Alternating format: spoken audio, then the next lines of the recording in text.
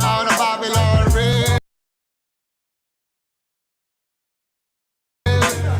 En esta ocasión traigo a los gangsters más gangsters de la zona. Y vengo con la familia gang. ¿Cómo dice? Llaman al rey.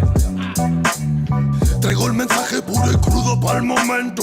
No palabras vanas que rompen los sentimientos. Lucharé y derribaré los muros del lamento.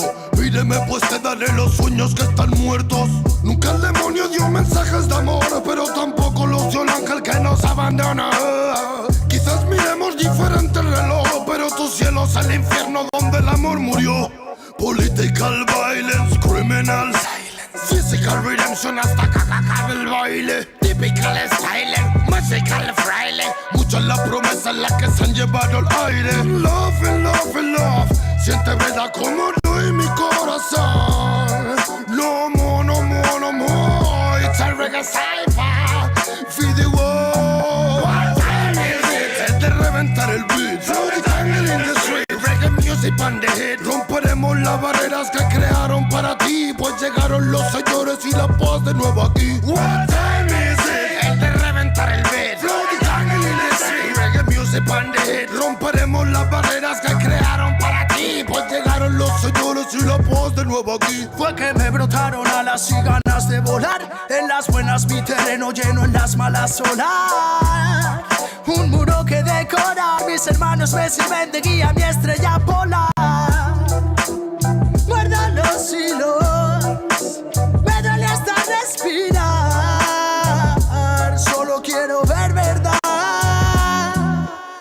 Sigo buscándome lejos de lo que piensas. Más fácil de lo que crees, el esfuerzo trae recompensas. Vale la experiencia si es intensa. No tires de la cuerda si está tensa. Miraban al ocaso con tristeza. Las estrellas devolvían con grandeza su mirar. Nos vimos floreciendo en la maleza. La belleza de las piezas y comienzan a encajar. Es de reventar el beat. Throw the tangle in the street. Reggae music on the hit. Romperemos las barreras que crearon para ti, pues llegaron los señores y la paz de nuevo aquí. What time is it? Es de reventar el beat. Throw the tangle in the street. Reggae music on the hit. Romperemos las barreras que crearon para ti, pues llegaron los señores y la paz de nuevo aquí. 51, 52, con un micro de bambú, más vueltas que Passepartout. Me siento en la old school. It's magnetic kung fu, it's a reggae magnatur. Por las almas sonrientes que acompañan a Zazú. En bambalinas y balú, son rimas de menú, no salidas de velour, pero cálida y del sur.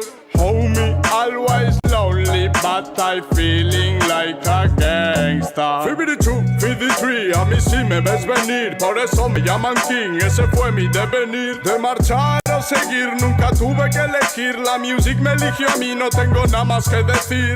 Saifa, Puniga, Loba, Grimble, Fire, Killaman, Smoker, Chusta, feel like a Rasta, Child Metal, King Manes, original a reggae Saifa again.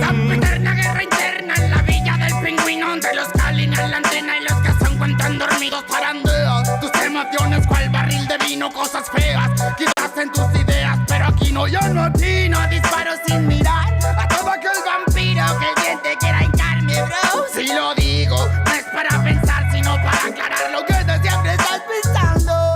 Acaba el tan magnífico, imposible de torcer metal, so start my friend, yo. Reggae warriors again, making connection after connection, my new world, reaching the freedom from them, me more. Nanny boy represent this game. What time is it? Es de reventar el beat.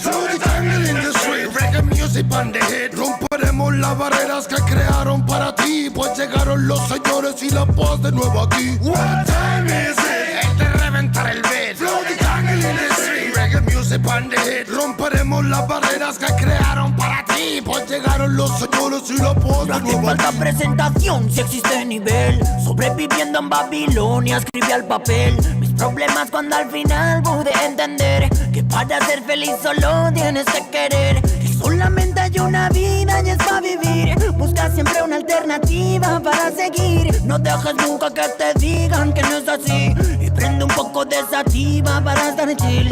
Ey, superando ansiedades con el humo de gancha. Manchas de un pasado trágico en la cancha. Seguimos siendo fuertes, su mierda no me engancha. Mientras otros esperando a que lleguen en lancha. No matter where you come, no matter where you come from. Solo importa que prestes atención a este sound. Desde the original, Killer Man al mando.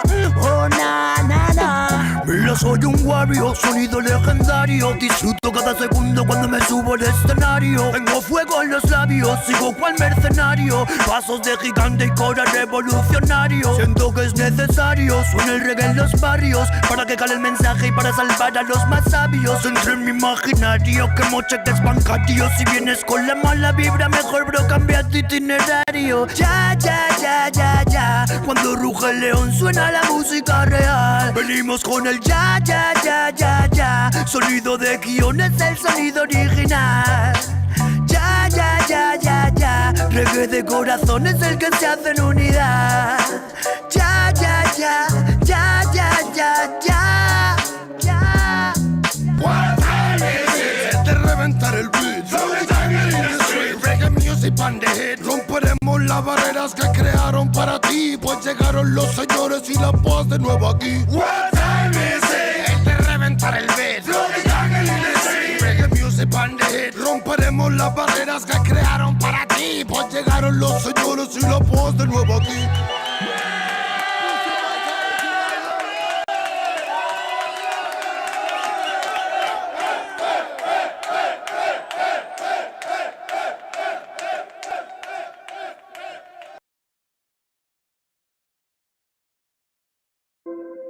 Copyright disclaimer.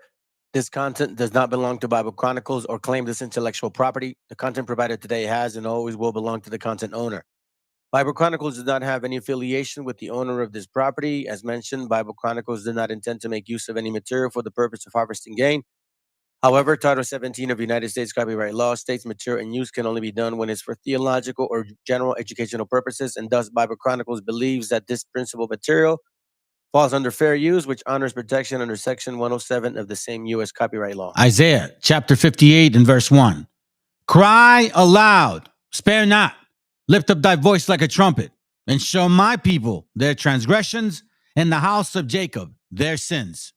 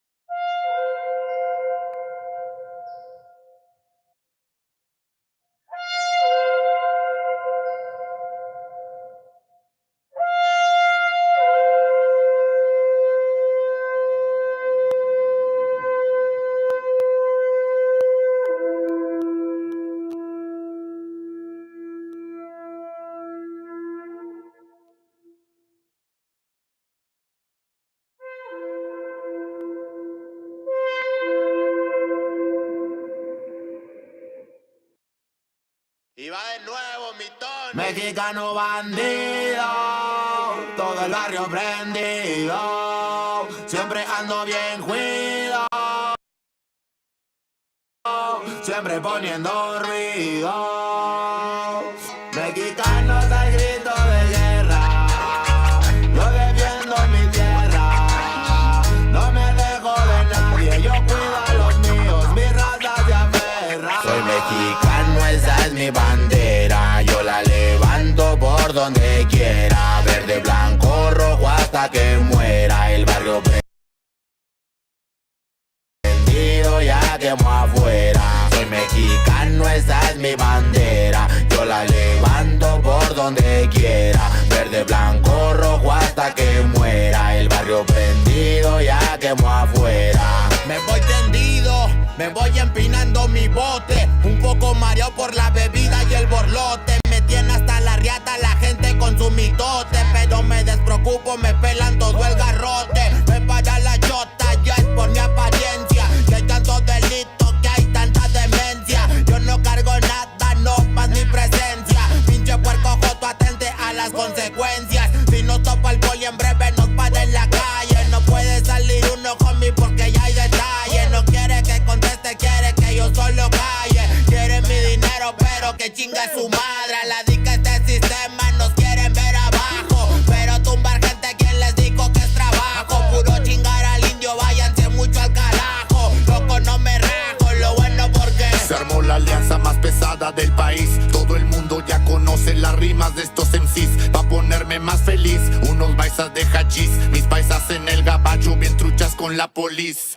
Loco en Guanajuato, con los ojos bien tumbados. De coto con el quesada, rifando por todos lados. Atento si prendo un blunt en cabina cuando grabo. Represento Nuevo León, junto a mi carnal el Davo. Cuando voy pa' Jalisco, el pasado está olvidado. Con el perro de la C, bien grifo, pedo y enfiestado. Chécate mi banderón, unido como había soñado. Bien bajado ese balón, compa lefty bien bajado. Puro hip hop mexa, hasta que amanezca. Pásenme un mezcal y que no se apague la yesca. Ya saben que aquí andamos pilas pa' lo que se ofrezca. Si escribo estas rimas es pa' que se enorgullezca. Verde marihuana, blanca cocaína, roja la sangre que escurre de una nueva herida. Yo salí de la ruina, nunca se me olvida. Con disciplina y respeto sigo en siempre la movida. Ando bien high, la vida es un freestyle. Disfruta lo que hay, vivo entre el bien y el mal, carnal. Crazy life todo el día, viendo live. Pinto tu barda con spray, lo que canto es real. Azules y rojas las sirenas que me persiguen. No suben pa' la virgen, salen todos cuando chifle. Mi barrio no lo pisen, que andamos todos grises. Maldito policía, no quiero que me revises. Prende la mota en canala o en hitter. Ando con mi flota y el dealer. Tenemos lo que se te ofrezca, tú nada más pide. Me dijo mi madre que de la envidia me cuide. Soy mexicano, esa es mi bandera. Yo la levanto por donde quiera. Verde, blanco, rojo hasta que muera. El barrio prendido ya quemo afuera. Soy mexicano, esa es mi bandera. Yo la levanto por donde quiera. Verde, blanco, rojo hasta que muera. El barrio prendido ya quemo afuera. Ya, ábranse, cabrones, llegó el mexicano partiendo sin necesidad de palanca. Todos jugamos en la misma liga, yo soy titular, tú ves desde la banca. Disfruto cada cosa que me pasa, colaboro y mi carrera se levanta. El mismo cabrón que antes no tenía nada se la pasa viajando y dice que canta. Por eso me caga enfermarme de la garganta. Pero aguanta, traigo mata natural y humo de planta. 2, 3 cabrones dando lata y yo haciendo más plata. De esto la vida se trata y pa' que sepas no es barata. MC Davo los desbarata con cada escalón que sube. Yo tuve la suerte de hacerme fama en YouTube. Hay 2, 3 raperos de antaño que me bajé de su nube. Los mandé pa' su casa y de premio hasta les pagué el Uber. Si alguien me tira es porque sabe bien que domino el negocio y quiere de mi parte. No quiero darlas de grande, pero si me tiras la neta me toca humillarte. Soy capitán, llevo el estandarte. Somos muy pocos los que hacemos arte. Este flow si es de Marte, tú dale like y comparte. México lindo y bandido, diario a Diosito le pido que me cuide a la familia si un día el cora ya no late. Estoy bendecido porque me cuidan los míos. Orgullosamente me exatamos locos de remate. Jaque mate, no hable de volar si viene gateando. La cosa por la frontera se pone violenta, no importa el rango. Toda la raza jalándole duro, si hay algo seguro es la muerte en donde ando. El sudor y la sangre en la frente, los de alzada controlando. Se roban la atención, ya saben quiénes son. Vatos locos con sazón como el de un corridón. No quiera tomarme el velo si ando todo pelón. Levantando la bandera, viva México cabrón. Es el perrito de la C. La bandera con un águila, Simón, mi tierra es esta. Me vale si mi piel o si mi acento les molesta. Acá jalan horas extras, nunca duermen la siesta. Están los que van pa'l jale y los que la viven de fiesta. Otros que en el pintón se tatúan de corazón. 3 colores en el pecho, morirían por su nación. Aunque su puto gobierno los puso en la situación de no terminar la escuela y terminar en la prisión. ¡Viva México, ladrones! ¿Qué hubo, les presidente? Ya saben que por mí policías chinguen una 20. Y ahí están mis 20 pa' la cagua. Aguas, que es tierra caliente de Chiapas hasta Chihuahua. Wow, wow, wow, GPO, GPUcas. Buenas Montequín, Aguas, Tijuas y San Lucas. San Luis Potoyes, Mataulipas, La Puebluca. Dime si o no, loco, acá tienen lo que buscas. Soy mexicano, esa es mi bandera. Yo la levanto por donde quiera. Verde, blanco, rojo hasta que muera. El barrio prendido ya quemó afuera. Soy mexicano, esa es mi bandera. Yo la levanto por donde quiera. Verde, blanco, rojo hasta que muera. El barrio prendido ya quemó afuera. Puro hip hop mexa, perros, 2023. Ey yo, ey yo. Somos la santa carnal. Ey, los machidones de la plaza. Oye, DJ Dundeque en los scratches. Desde alzada, mi perro. No saben quién soy o sí. Oye.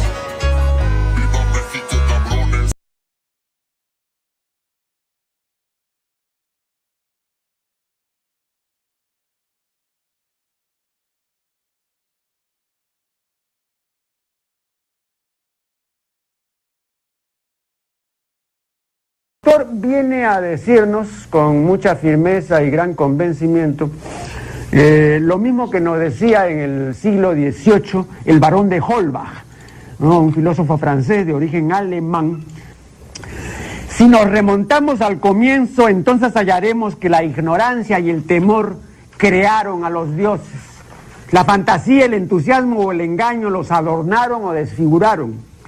La debilidad les rinde culto, la credulidad los conserva, la costumbre los respeta y la tiranía los apoya para que la ceguera de los hombres sirva a sus propios intereses.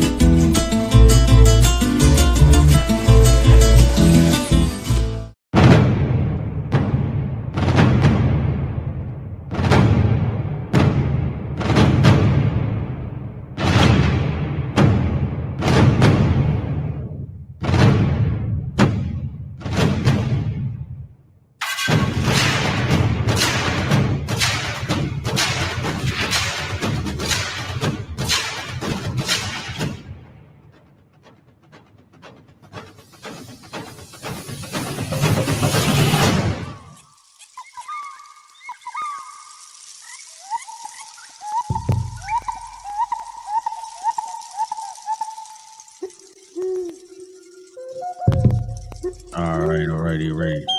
Testing, 1, 2, 3. Hold on a second. Testing.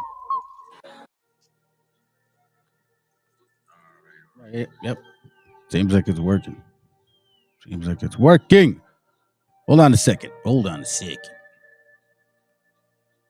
Let me go ahead and open up the screen here real quick. Bam. Here we go, man. All right, man. So you guys have a good evening, by the way. And have a good evening. Bye. I'm just kidding. What up, VTC? Hey, mías, buenos días. You know what I mean, bro. You know what I'm saying? I know it's not a noche. But anyways, what's up? It's a car, right? Guaracuya. Shalom to everybody, or to everyone here. Shalom to everyone. Hebrew. I know what you mean, bro. Anyhow, man. I got something interesting today. You guys saw the thumbnail. Hey, Shalom, Yasharala. Give it. I had seen this since it began, and little bits and pieces as it was moving forward. I paid mind to it, put some kind of notes aside as I go through. Just me seeing things. I use a particular app where I'll just kind of like post stats there or links there, considering shows, right? Shows that I choose to do, right? Because some people like to call this place a show, so it's all good. I don't care. So I had already considered looking at this. Uh, and then other stuff came about. But I think it's important to really pay attention to these brothers and sisters right here. As you know, I'm not technically political and politically involved. I don't vote. Y'all know how I roll. Scripturally speaking, what it says. But right here, I think it's really, really what they've done is honestly like honorable, man. You know what I'm saying? What these brothers and sisters have done is they've gone out of their way with no consideration of profiting from anything like this. And they have exclusively and without hesitation made an effort to protect our gente. And I think a lot of us are not paying attention, like what they've done. And I have, first of all, matter of fact, before I go there, let me give you guys, let me start where I'm, because sometimes I do that. So let me kind of go with my process here, okay? Oh, chill out, bro. No somos ni. I want to first of all start the class with this message. You know what I'm saying? I'm gonna hold on.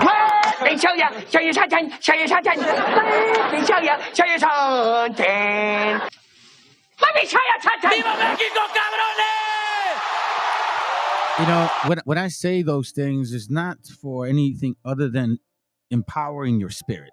You need to be very privileged to like know that you are, like, you know what I'm saying, like indigenous in a sense. I don't know how else to put it, family.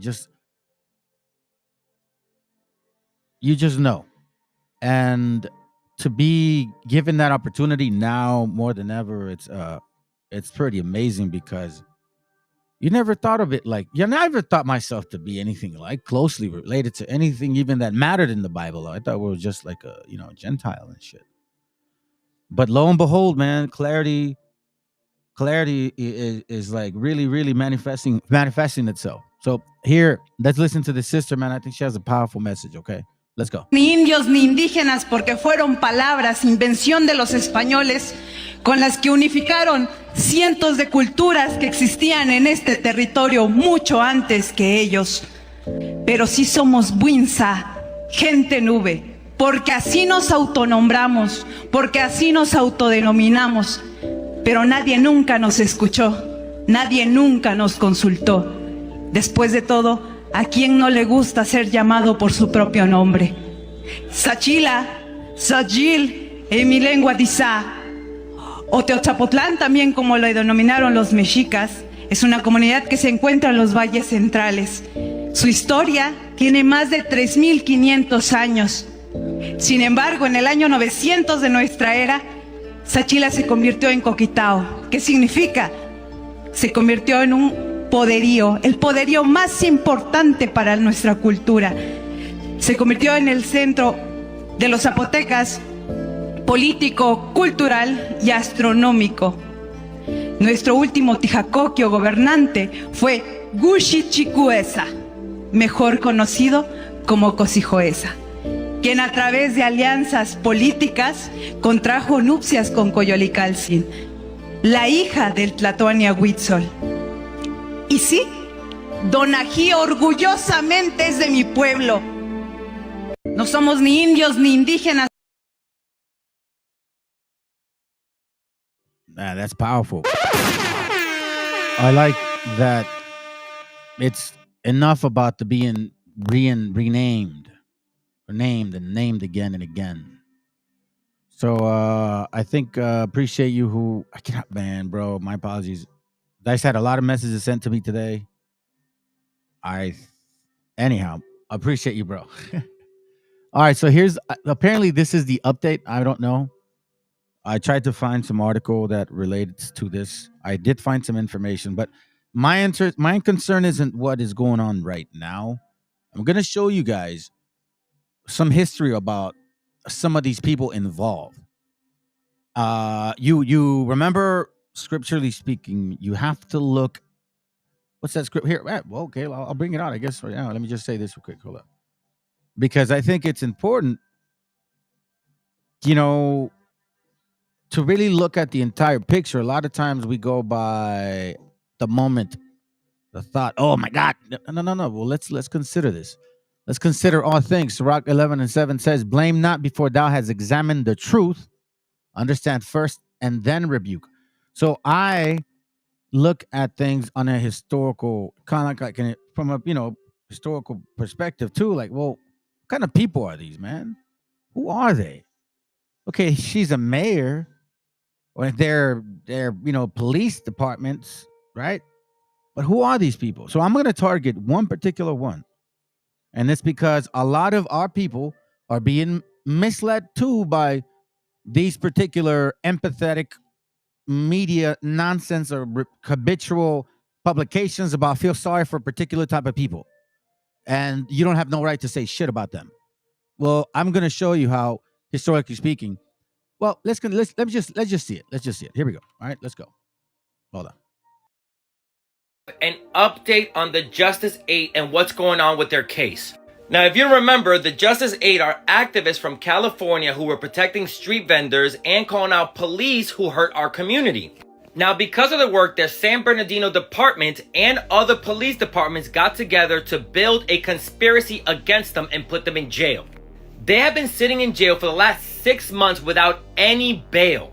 Well, in order to finally be able to be released, 6 out of 8 of them took a deal.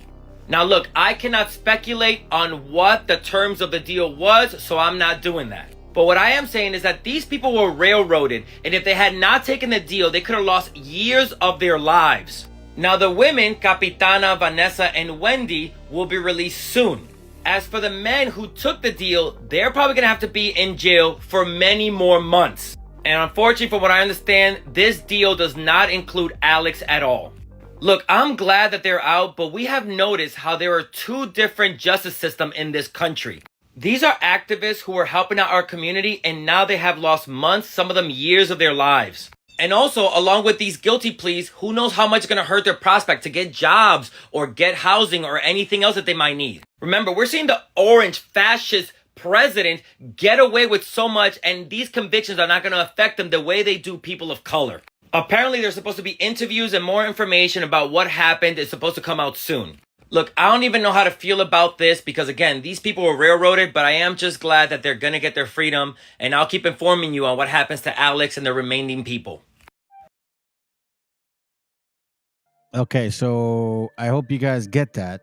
And I think the young man, Alex, I don't know if he's legal or not, from my understanding. Una gran frase. Okay, so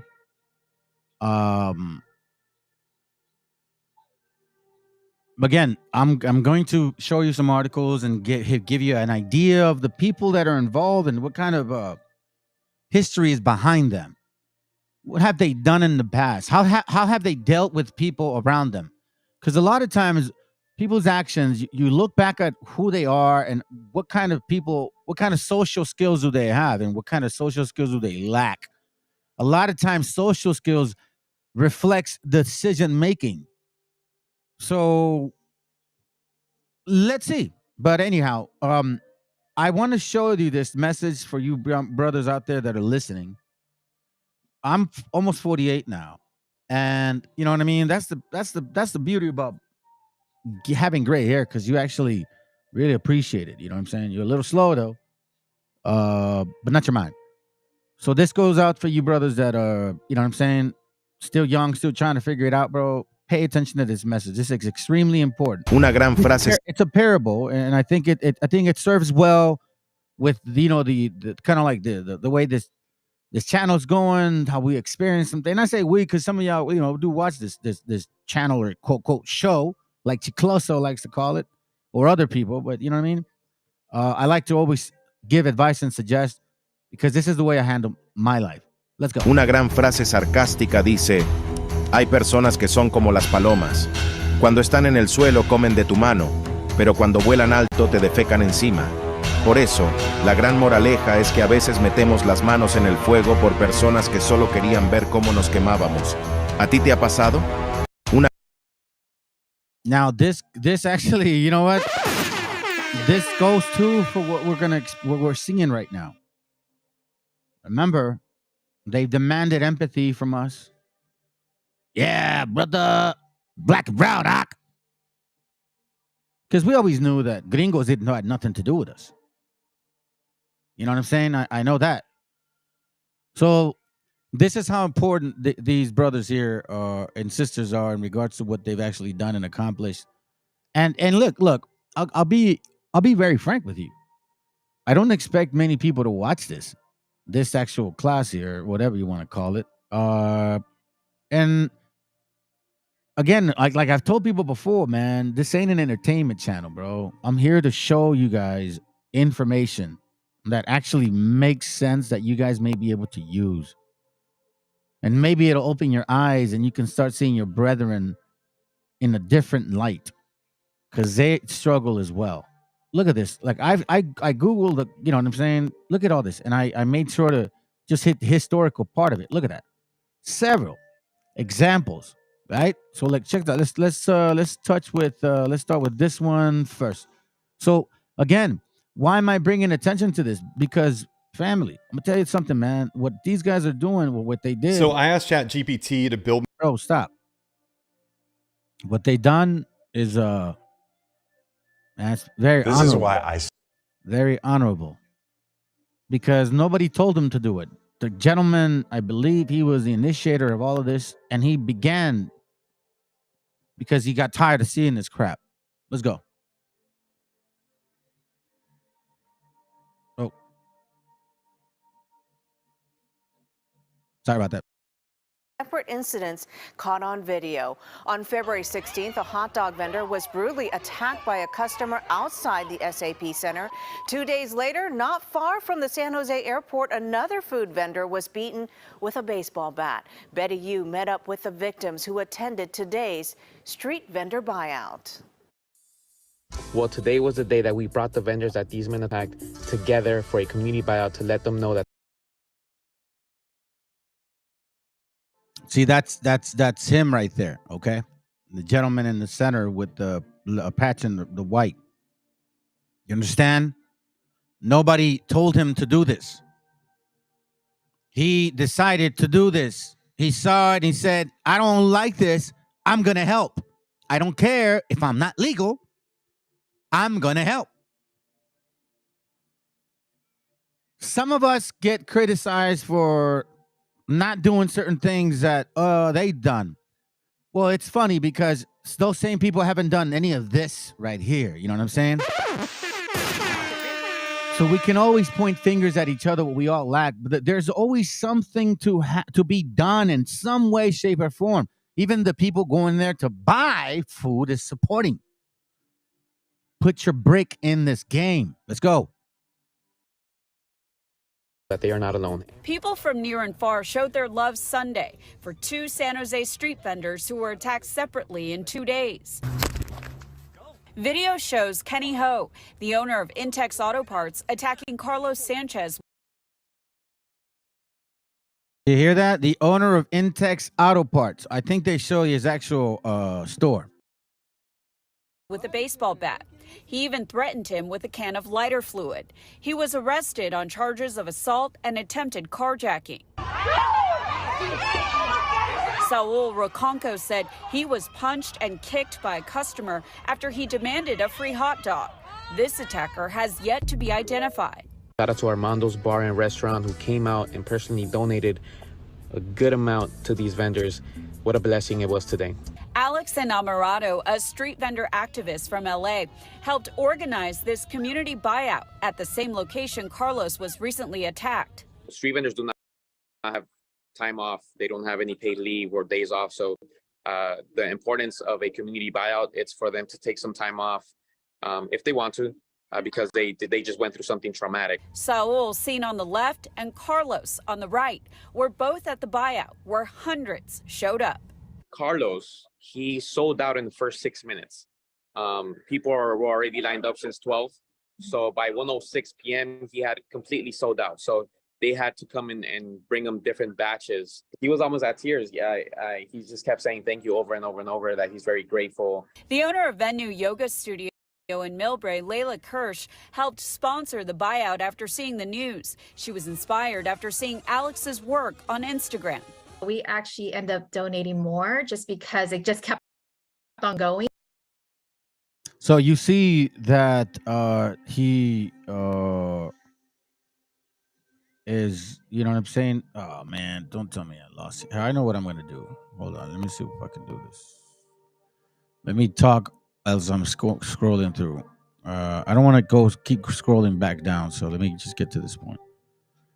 And by the way, another brother made a video about them. Actually, that's what triggered it. I think it was a VTC. You posted a video of a brother that I think he's the one that does those glasses that you mentioned, I believe. And he was mentioning how, you know what's so funny? I keep noticing nobody's really saying much about this brother right here, and I guess is it because maybe, you know, he ain't necessarily raza, you know what I'm saying? What we consider raza, because I think he's from Guatemala.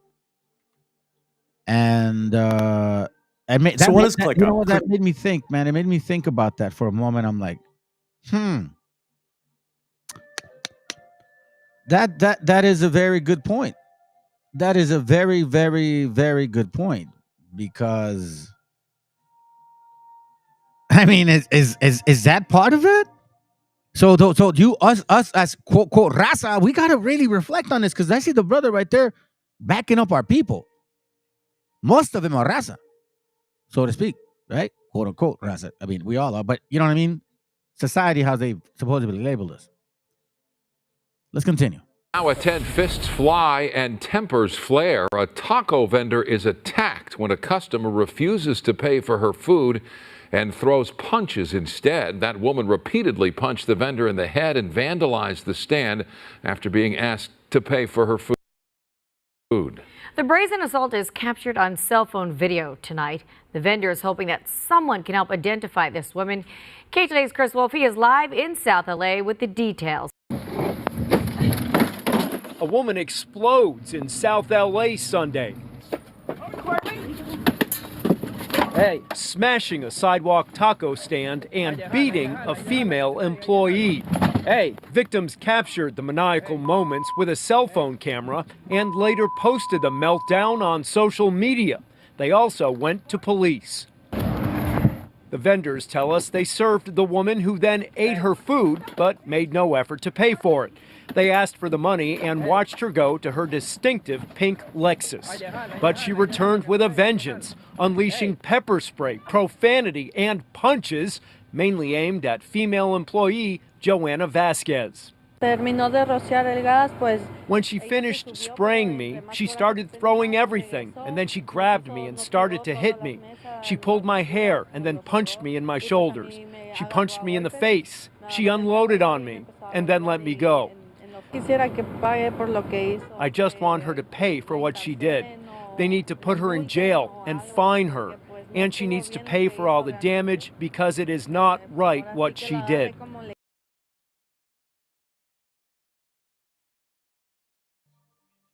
As you can see, would you like somebody, your mom, let's say your mom's out there selling tamales? You know what I mean? Would you like your mom to go through that shit? I mean, when is it going to be? Where's Black Lives Matter? I thought all lives matter. You know what I'm saying? Or is it just blackity black lives matter? Another straight. Or is that going to be too racist for y'all?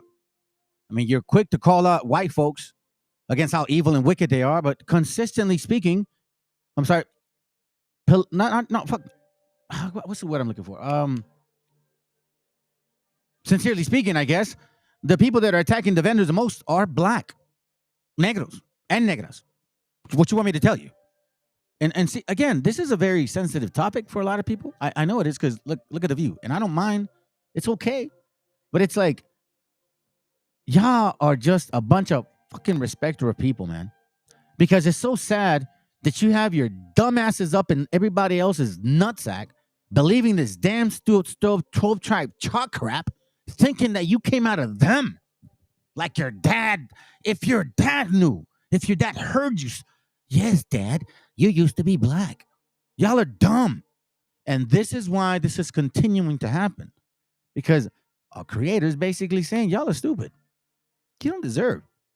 You don't deserve it. It continue to go ahead and brown nose the other nations, foreigners from afar, consistently showing their evil, wicked ass spirit.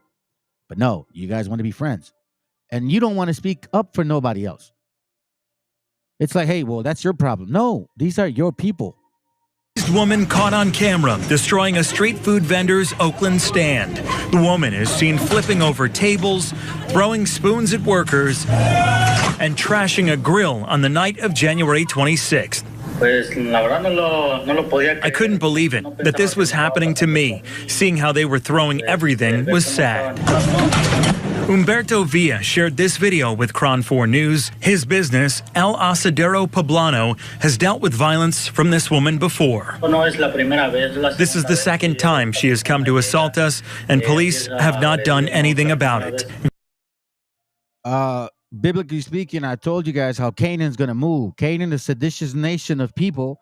Seditious nation mean rebellious, causing havoc, not having any type of self-control. Those are facts. What you want me to tell you? Lie about it? If I could sit here and show you how many videos I was actually trying to avoid from showing, because when you consistently see this type of attitude, I'm sorry to tell you, but this is another nation of people that has nothing to do with us. Because I'm going to tell you this right now. This is okay for you guys to accept right here. This is okay. This is totally okay. If you're seeing this video, it's your sign that you have a message inside you that is meant to reach a whole bunch of people. Well, what if I... In a viral... It's like all about white folks. It's all totally fine with you guys, right? Oh, yeah, that's how white people are. Oh, really? Video, a California street vendor named Andres Arguellos Alvarez says he was bullied by a group of young women. What are you eating? Another hot dog. Should we move? No, sir. In it, you can see 4 young women lined up against the vendor's grill. One woman starts to berate him for his prices. You charge me $7, I'm gonna you over. You understand? Yeah, you understand. The vendor says he asked them to leave. Instead, 2 women start grabbing and throwing his food. The video has now been seen more than 2 million times. The vendor telling Noticias Telemundo how it all made him feel. Me agarraron el bacon con la mano, todos mis vegetales, todo lo que ocupo. Ellas se dieron cuenta pues que yo era mexicano, que yo no hablaba muy bien inglés y pensaron, a él podemos atacarlo. The student who recorded the video explained on TikTok that she did not know the women involved. I'd much rather just show the world how these girls go out in public and act than get myself involved. Also, I mean, for everyone saying that we should have said something, we did. After this video, we did say something. The hot dog vendor is also the sweetest man. The vendor did nothing to provoke this. It was just a girl's... But, you know, here's the funny part, that for you guys that are, you know, on the side, in the closet, being in love with some of these damn heathen nations and shit, you guys are, oh, no, yeah, that's how white people are. No. I'm going to show you something that it completely involves several people. Several people. All right, so check this out. Going back to Justice 8. This is why I wanted to give you guys at least some kind of history here. Get it out of the way. Okay, look. So this is dated January 16, 2024. All right. Legal street vending. And here's the gentleman right here. And this is from La Cartita News. It says, one of the more puzzling issues behind the incarceration of Justice 8 is the lack of coherence.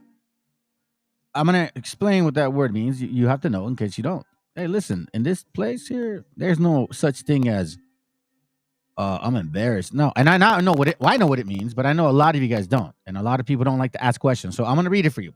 The quality or state of coherence, such as systematic or logical connection, cohesive, kind of like a glue, right? So the lack of cohesion, meaning the lack of, for example, if I have the same story as you have the same story, the other guy has the same story, we have the same story, cohesively speaking, yeah, we're cohesive. But here is lacking that connection between their story or their so-called, what would I call that word? Criminal conviction. Their accusations, I'm sorry. So it says in the accusations from the San Bernardino-based prosecutor. Now, I've heard a lot of shit, nasty-ass stories about San Bernardino County Police. Just going to call it for what it is. You guys fucking suck, dude. Excuse my French. We're not really bringing Bible today. I want to bring a point today so you can understand that when you look at your gente out there and they're busting your ass, selling tacos, help them out. Buy from them. Buy locally. Go to Raza. Go to stores where Raza is working. I'm going to show you something. We don't need these people. I'm going to tell you that right now. You guys want segregation? By all means, please do, because I already practice it at home anyways. You know what I'm saying? I'm trying to make sure that my family sticks with our people, make sure that we take care of our gente. We don't need their economy. And that's the problem with our gente, that you guys think that you need to brown nose some of these people here. You see? For example, hurt feelings. This is not a channel where I'm going to, tickle your belly and make you laugh. No, I'm going to speak truth. And sorry, I'm going to say some shit that's going to bother you guys. Maybe that's the problem with some of you guys we mix with other nations so much that some of you guys have nieces and nephews that are the other nations. And when I say stuff about them, oh, it hurts your feelings. Well, then, hey, you know what? Then you're not about the scriptures. You're about emotion. You're about, oh, it doesn't make me feel good. No, it's all about this. Either you believe or you don't believe. I mean, for God's sakes, man. If not, then go watch Christianity. Celebrate Christmas, Thanksgiving, New Year's. Forget about all of this crap. If y'all ain't really walking that way, might as well go back to that. Go back to that life if you're not exercising it to the fullest of its ability. So let me continue. It says here, accusations from the San Bernardino-based prosecutor. What specifically does a San Bernardino-based prosecutor have to do with some controversial event in Pomona, California, a city within the Los Angeles County area? So this is where it gets really fishy. They're crossing counties. You know what I'm saying? They're counties dealing with each other here. San Bernardino County is not the same as LA County. Please understand that. Nicholas Rosberg made a statement earlier this year alluding to the fact, in my view, someone or some group must be overly eager to push back on Eden Alex Enamorado. That's the gentleman here. In Victorville, particularly large swaths of often violent and inebriated people can be seen through the cityscapes, which makes it tough for me to believe that a district attorney, Jason Wilkinson, who gets paid almost $200,000 a year, okay, could not prosecute a more local crime. So this guy went out of his way. He only makes $200,000. He went out of his way. However, political favors being exchanged in San Bernardino County are as much a part of the cultural as the McDonald Museum and Alberto's. You see this? Political favors.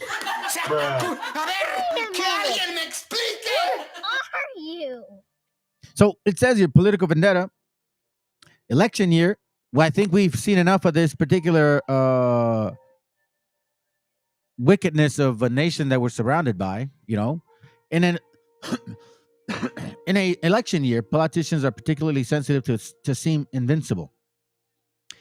The ability to, to wield political influence and control during a national election year is a maximum import. Thus, groups like Justice 8 seem to upend the business as usual in every dysfunctional county and cities of San Bernardino.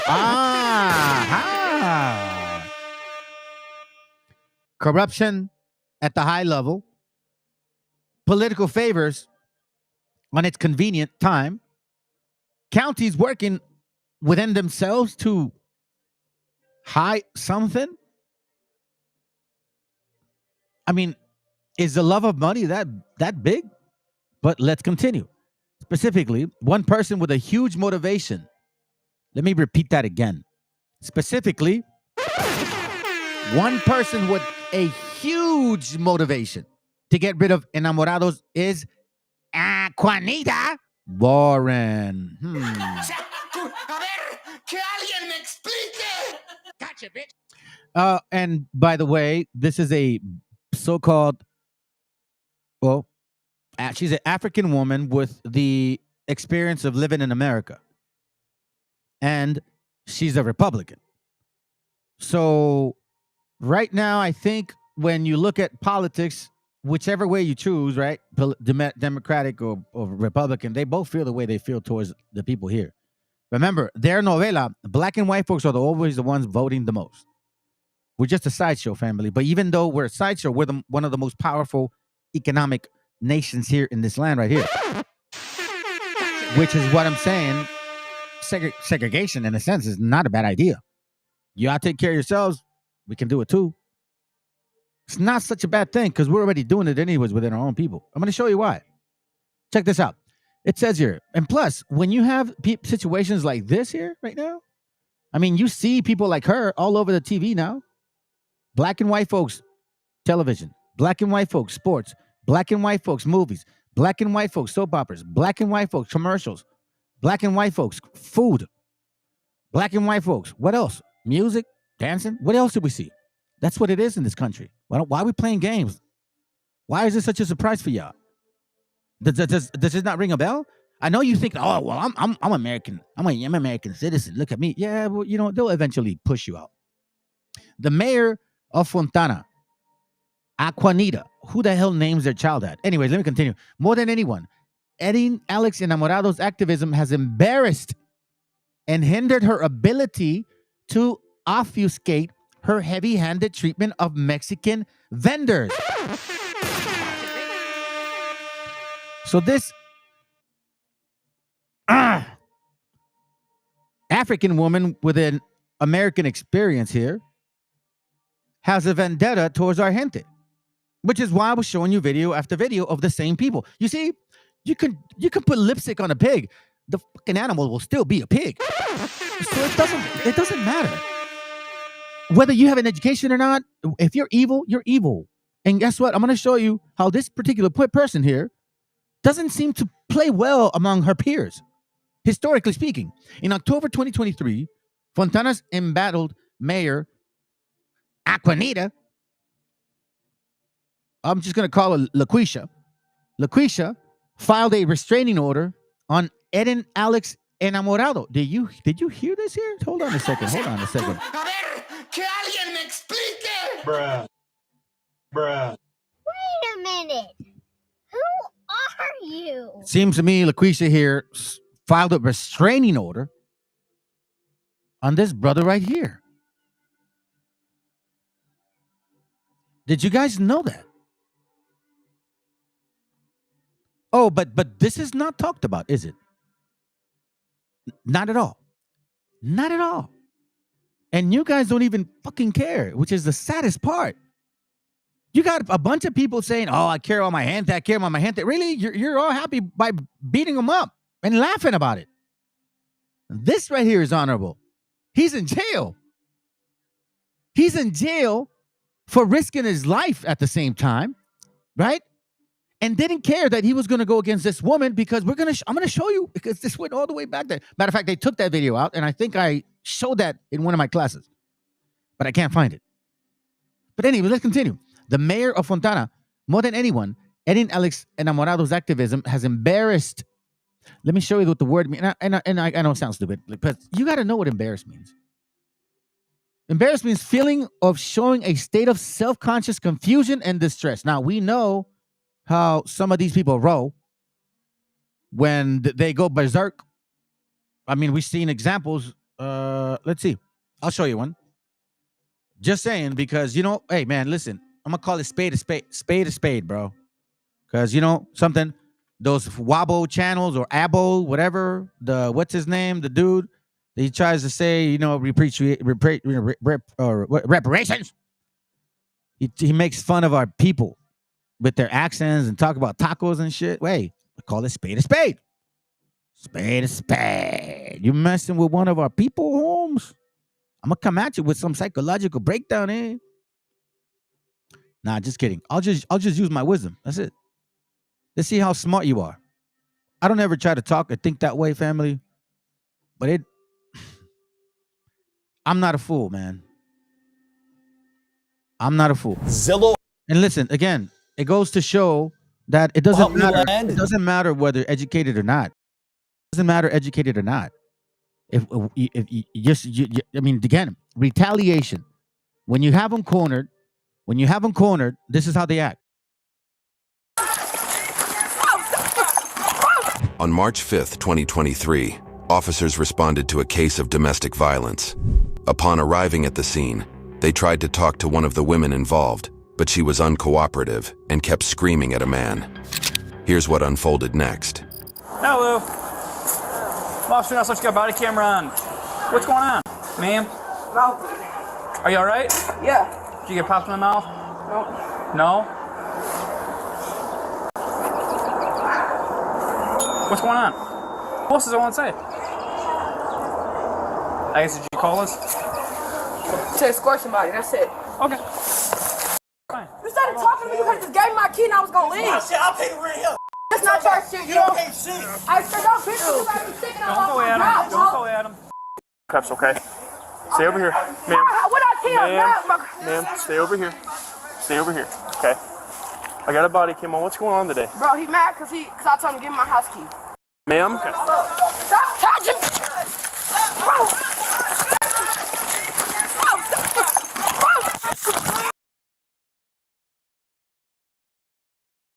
That's all I needed to see. That's all I needed to see.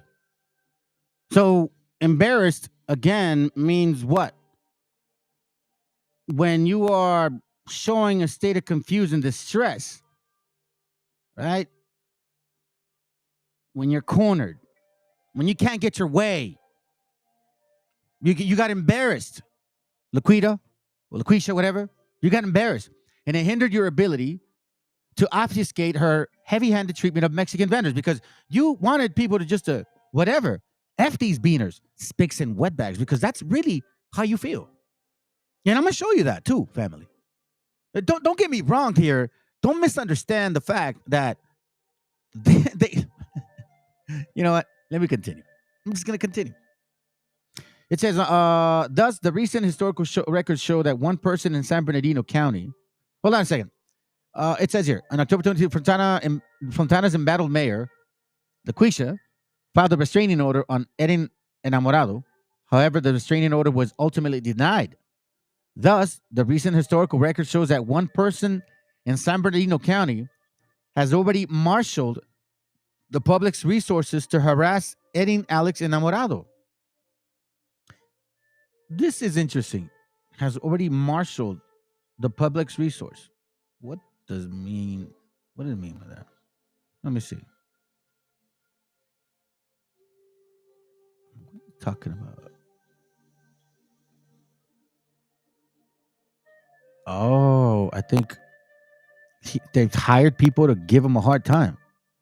With this fairly obvious inter-county overreach between San Bernardino into LA, it seems like Warren has temporarily succeeded in pushing back against Enamorado's defense of street vendors.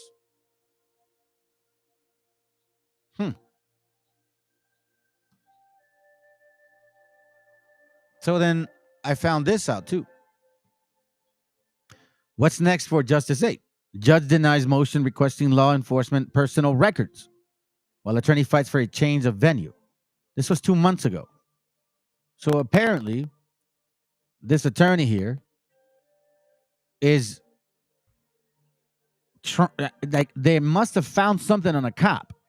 A month after their last court hearing, 7 remaining street vendors, activists who were arrested last December on allegations that involved conspiracy, assault, kidnapping, and more, returned to court this past Wednesday. Around 10:55 a.m., the activists known as Justice 8 were escorted into the courtroom chains, clicking as they made their way in their seats. The men seated in front of them, the woman in the back. Although it became harder for the advocates of Justice 8 to be present at every hearing, the courtroom was filled with friends, family, and community supporters. One of the most significant decisions from yesterday's hearing was by San Bernardino County Judge Wilkinson, who denied the defense motion to access law enforcement personnel. The motion has been presented by Erin Alex Enamorado's attorney, Nicholas Rosenberg, who requested the records of 3 officers involved in the case. Detective Johnson from Pomona PD, the lead detective Alejandro Duran, and Blake Forgil from San Bernardino Sheriff Department. The motion was filled with a declaration from the activist Senate Vermont, best known online as Mr. Checkpoint. His declaration alleges that Detective Alejandro Duran and Travis Johnson used informants to gather information that would eventually lead to the arrest of the defendants. You see, family? You see what I mean by that as well? Remember the little video I told you guys, you young brothers, I said, be mindful. Be mindful. Like, como es la paloma?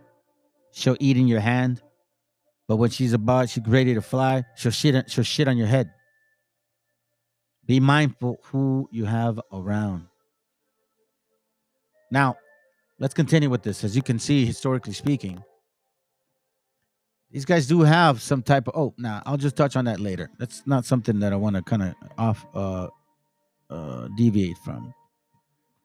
Check this out. This is a lawsuit filed against San Bernardino County Jail deputy convicted in inmate beatings. This is from San Bernardino County, 2020. 2 deputies already convicted of criminal charges. 2 of them already convicted, allegedly punched and kicked Michael Flores. Are you guys seeing a common trend here, or is it just me? You know what I'm saying? What was that? Let me see. Why don't LaQuisha put some effort in going after the gang problem in her own community? Exactly, bro. Crime is horrible over there because they don't give a shit. Look, listen, from what I'm reading, I don't know. That's just me, my opinion. I don't know. But they're banking on these contracts of building and rebuilding. You'll see. I'm going to read something.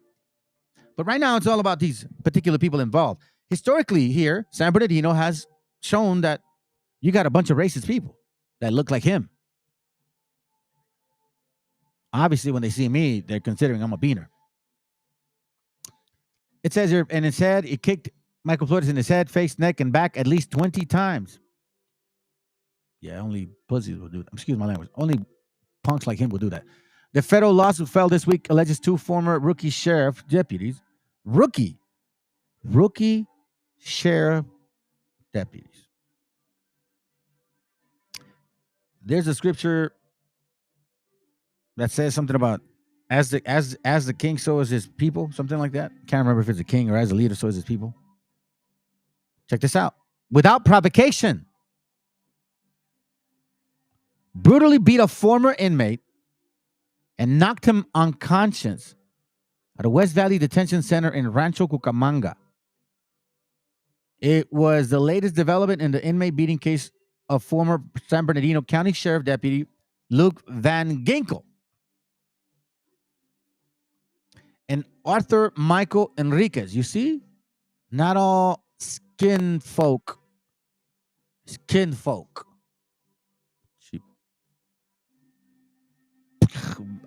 You know what I would want to call them right now. Who were both convicted for their roles in crimes that already had led to a $250,000 county settlement with one of Van Ginkel's victims in November 2019. But the interesting part is, weren't they rookies? It comes from the top. Remember, the fruit don't fall far from the tree. Okay, so we're seeing some history here. Some history, 2018. Like, look, Martinez lawsuit. Okay. All right. So now check this out. Here we see members of Fontana City Council denied allegations of racial profiling by police. This is in 2009. So how long has that been? I only look illegal, you fucker. And you know who LaQuisha was involved in this at this time, by the way. Members of Fontana City Council denied allegations made by 2 community organizing groups and some local residents that there had been instances of racial profiling, as well as driver's license checkpoints by police near school sites during morning hours in Fontana. I don't know if you guys know this, but I guess these sheriffs have a particular law that allows them to work as people that can check your immigration status. I think it's in this article. Okay, so be mindful. in the state of California, these mofos can say, based on what you look like, ask for your papers. Now, if I look blackety black, they're not. Or if I look crackety crack, yeah, I won't either. Or even Japanese, I'll bet you they won't even pull me over if I look Asian. Let alone Arab. No, maybe Arab. Nah, not even Arab. But if you look Mexican, sure as hell going to get pulled over. Even if you're Guatemalteco or Puerto Riqueño or Salvadoreño or Hondureño, it don't matter. If you look Mexican, you're getting pulled over.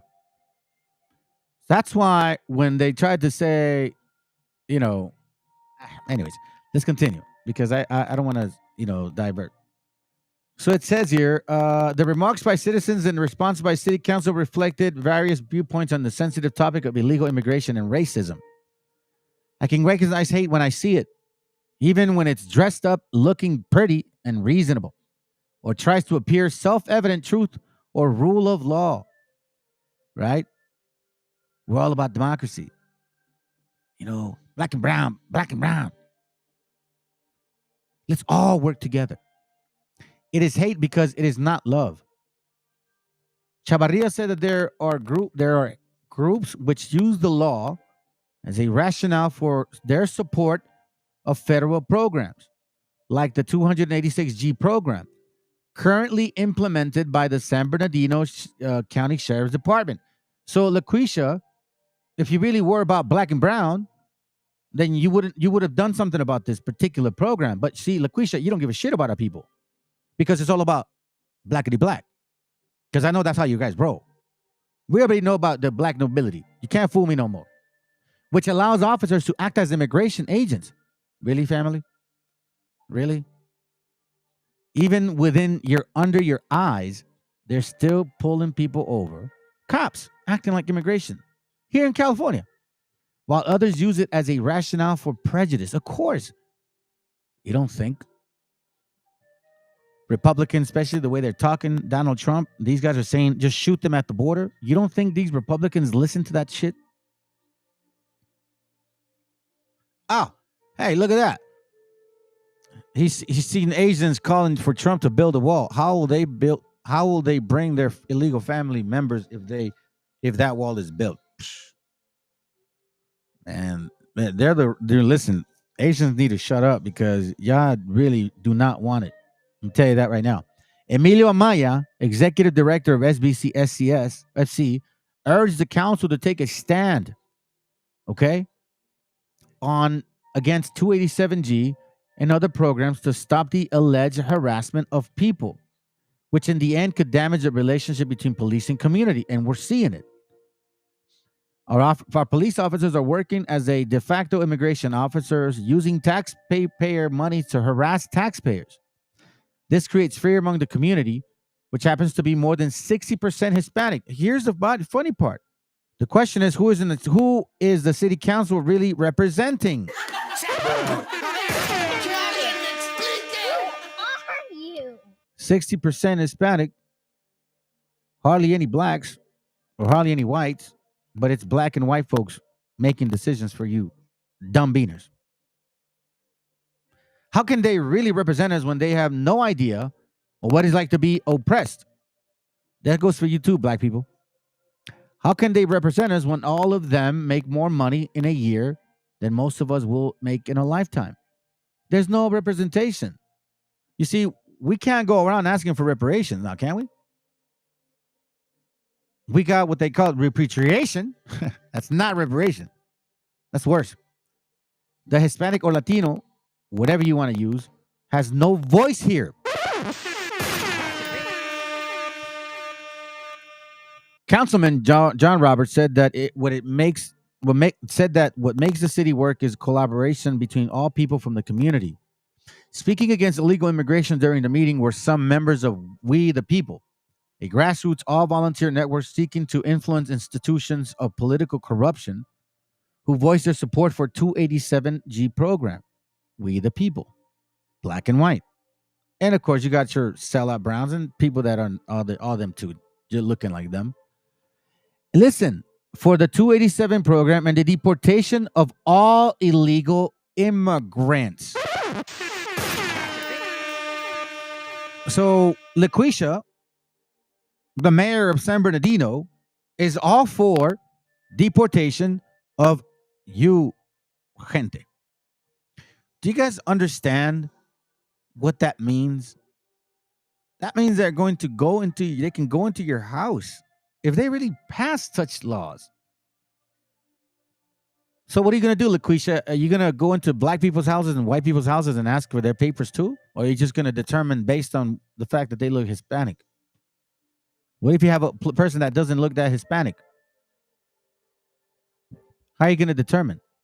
Raymond Herrera, founder and national spokesperson, praised city officials for the excellent job they're doing by upholding the law. You have these illegals complaining about our laws when they all should be deported. Do you remember? If they don't like our laws, they should go back where they came from. They should stand against the corrupt Mexican government. They should move there, fight there. It is Mexican government that oppresses them, not us, said Herrera. You hear this stupid ass idiot? Do you guys remember the class I did? The last one? I showed you guys how they were immigrants being allowed to come into Texas. So remember, Herrera, you damn illegal idiot here, okay? Because I consider you that. Who is the real illegal? They've been coming over here illegally since Texas, for God's sakes. What are you saying? Robin Hifston, a rally coordinator with the people. Now, where are you from? You're European last name. You probably haven't even been here that many generations. A rally coordinator with the people argued that race is not the issue. That police are doing is to enforce the law to prevent crimes from happening. Are they pulling over white folks, or black folks, or Asians, or Samoans, or Arabs? We are for people standing up in Mexico. The brave Mexicans in the city of Oaxaca, they had the courage to stand up to the corrupt Mexican government. Some of them lost their lives, but they did not run to this country for a better life. They are working in Mexico for a better life. Said, stand up for your country. Don't desert your friends and family and come to this country to live illegally. What kind of life of that is a person? Again, we see what I mean. What did we read yesterday? Do you see the nerve of these idiots? Oh, and by the way, YouTube apparently is offended by something I did. So now they're limiting me. They're limiting me in my uploading or whatever I can do. I don't know, man. Honestly, it blew my mind. It blew my mind. And I'm going to show it right now because I think it's ridiculous that you guys actually have the like want to come and bother me. Really? Now you're like limiting into the things that I can do. It's like, for real. Let me see if I can see it. Oh, here it goes right here. Look. Check this out. Meshiacha Chronicles. To help keep our community safe, we limit some of our more powerful features to channels who have built and maintained a positive channel history or who have provided verification. As of now, your channel doesn't have sufficient channel history. 2 years already. More than 2 years now. No, 2 years almost in 10 days. It has lost access to advanced features. This may have happened because your channel did not follow our community guidelines. You won't be able to do things like get higher limits for live streams, shorts and video uploads, embedded live streams, pinned comments, add external links to your video description. That says to restore access, you can build positive channel history by following the community. Hold on a second. ¿Sabes qué, güey? No, hold on. Let me see. Hold on. That's right. Hold on. No. Hold on.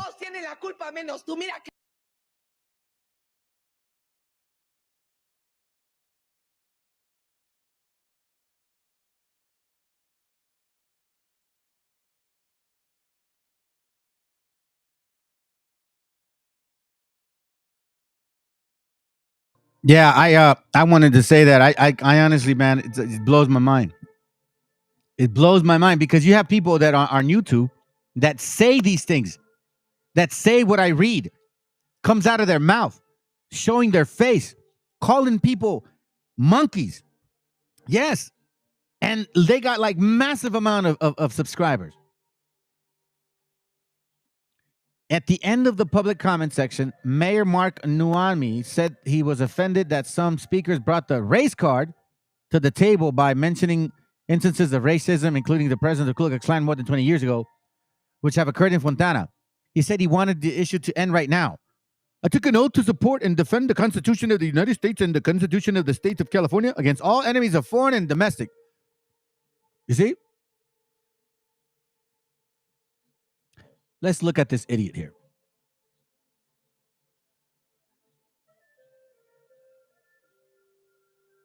This piece of shit right here. This bald eagle right here. This pinche mierda, güey. Eres mierda, cabrón. He's offended.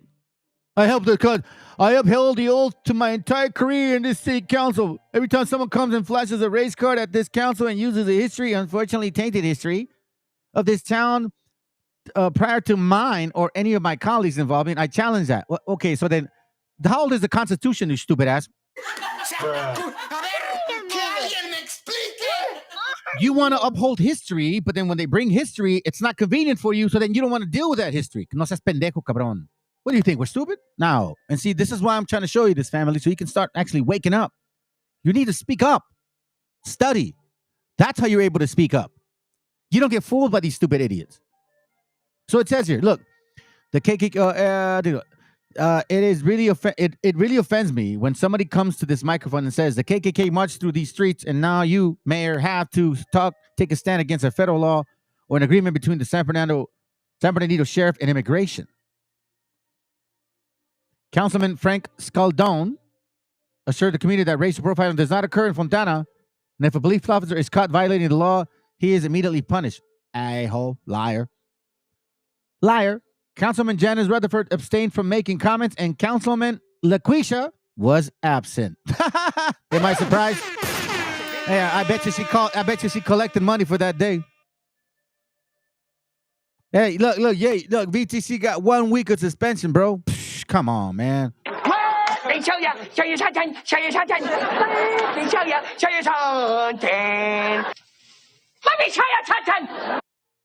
Crazy, bro. Crazy stuff. But hey, you know, wobbleisms, abo, whatever, abo, wobble, you know what I mean? Reparations. You got the twins calling each other Nick this, Nick that, da. That's okay. That is totally fine. Totally fine. Totally fine. But you know, as I recall, because I do recall, I mean, I don't forget these things. You know what I'm saying? I do recall. And I remember very clearly this story here. If you guys remember this story here about these immigrants, right? These white and black folks, that these American settlers, these backwoodmen, lawless, right? These people here that want to call you an invader, an illegal alien. These people here who invaded Texas, they're not even from here. They don't even have papers. But we did you mofos a favor. And see, that's why, hold on. That's why that video I showed you guys, right? The video I showed you guys was saying about how be very careful. You know what I mean? Be very careful. What is that? The parable. What is it at? Let me see. Hold on a second. Hold on a second. Shoot. Give me a minute. It's important to know these things. It's important that you understand. Because if you don't, una gran frase. This right here, okay? We remember the Donald Trump likes to read that stupid ass story about the snake. That the poor little snake. We picked up the snake. You know, their whole right-wing dumbasses. You know, they're the ones that have the shape of a snake, right? They don't even realize that that's esoteric Satanist shit. But hey, let them play with it. Because that's their daddy anyways. Your daddy is the wicked ass man.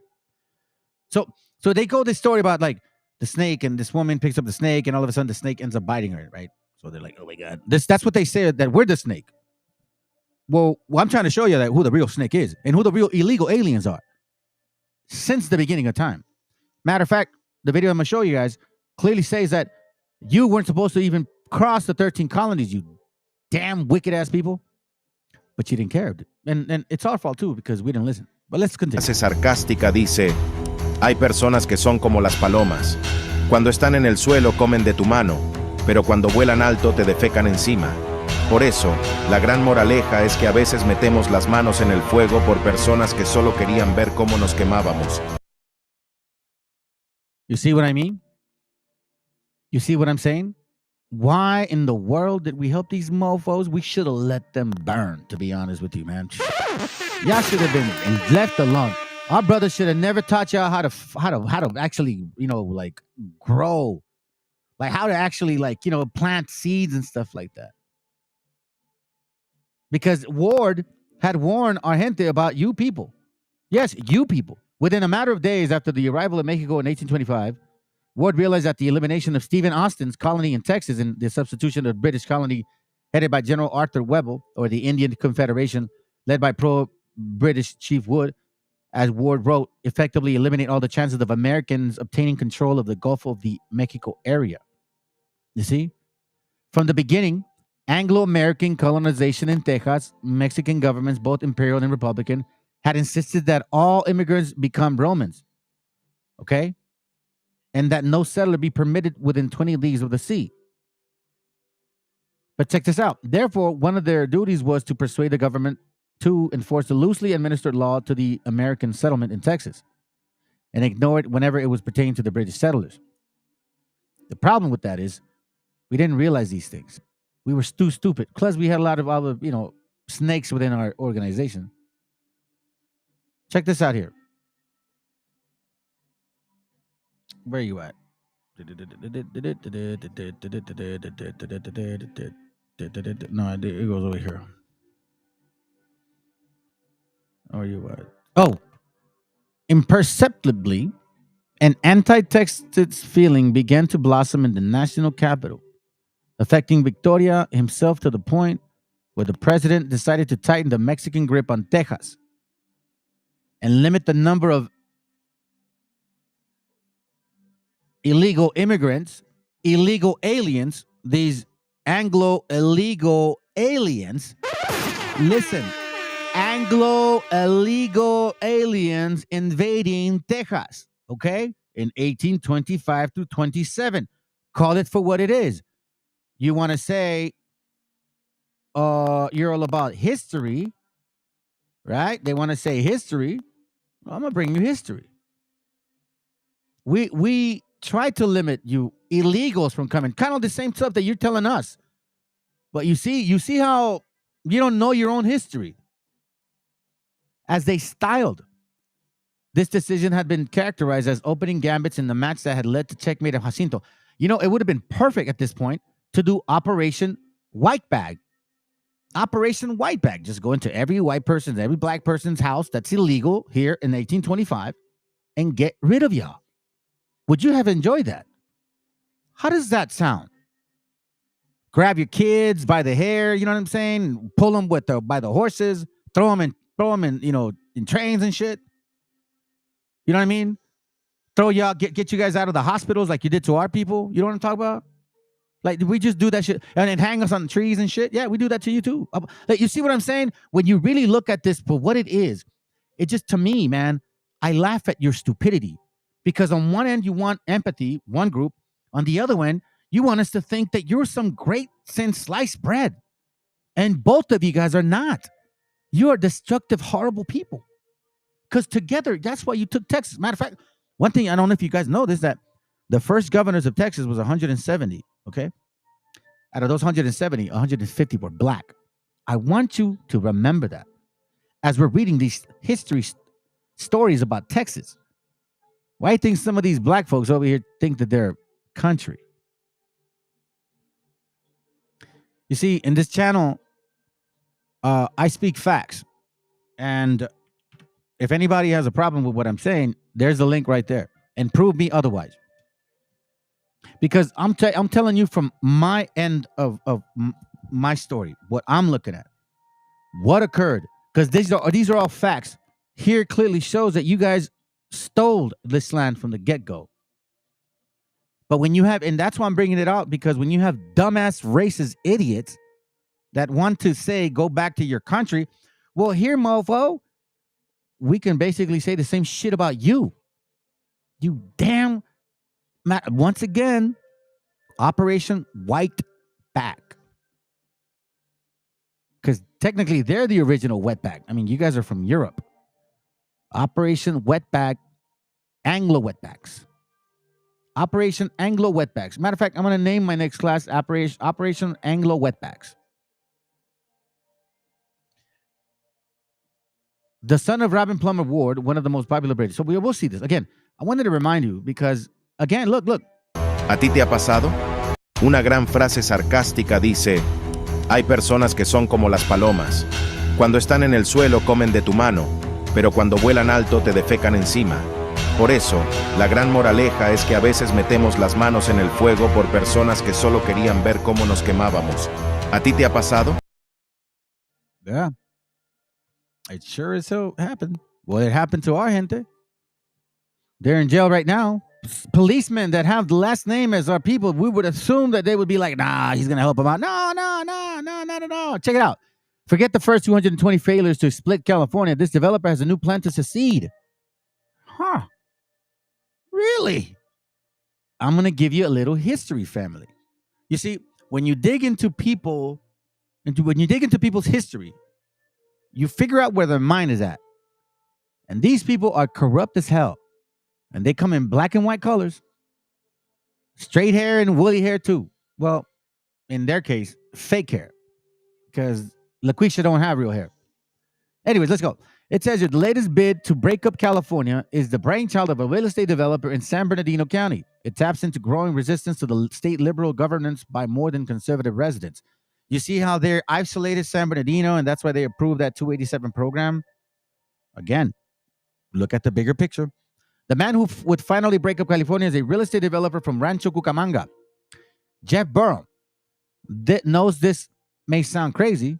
He heard that response 2 years ago before he persuaded politicians and voters in San Bernardino County to study the possibility of seceding.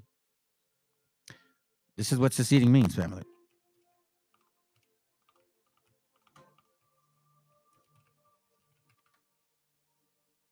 It means to withdraw formally from membership of a federal union, meaning becoming independent from California.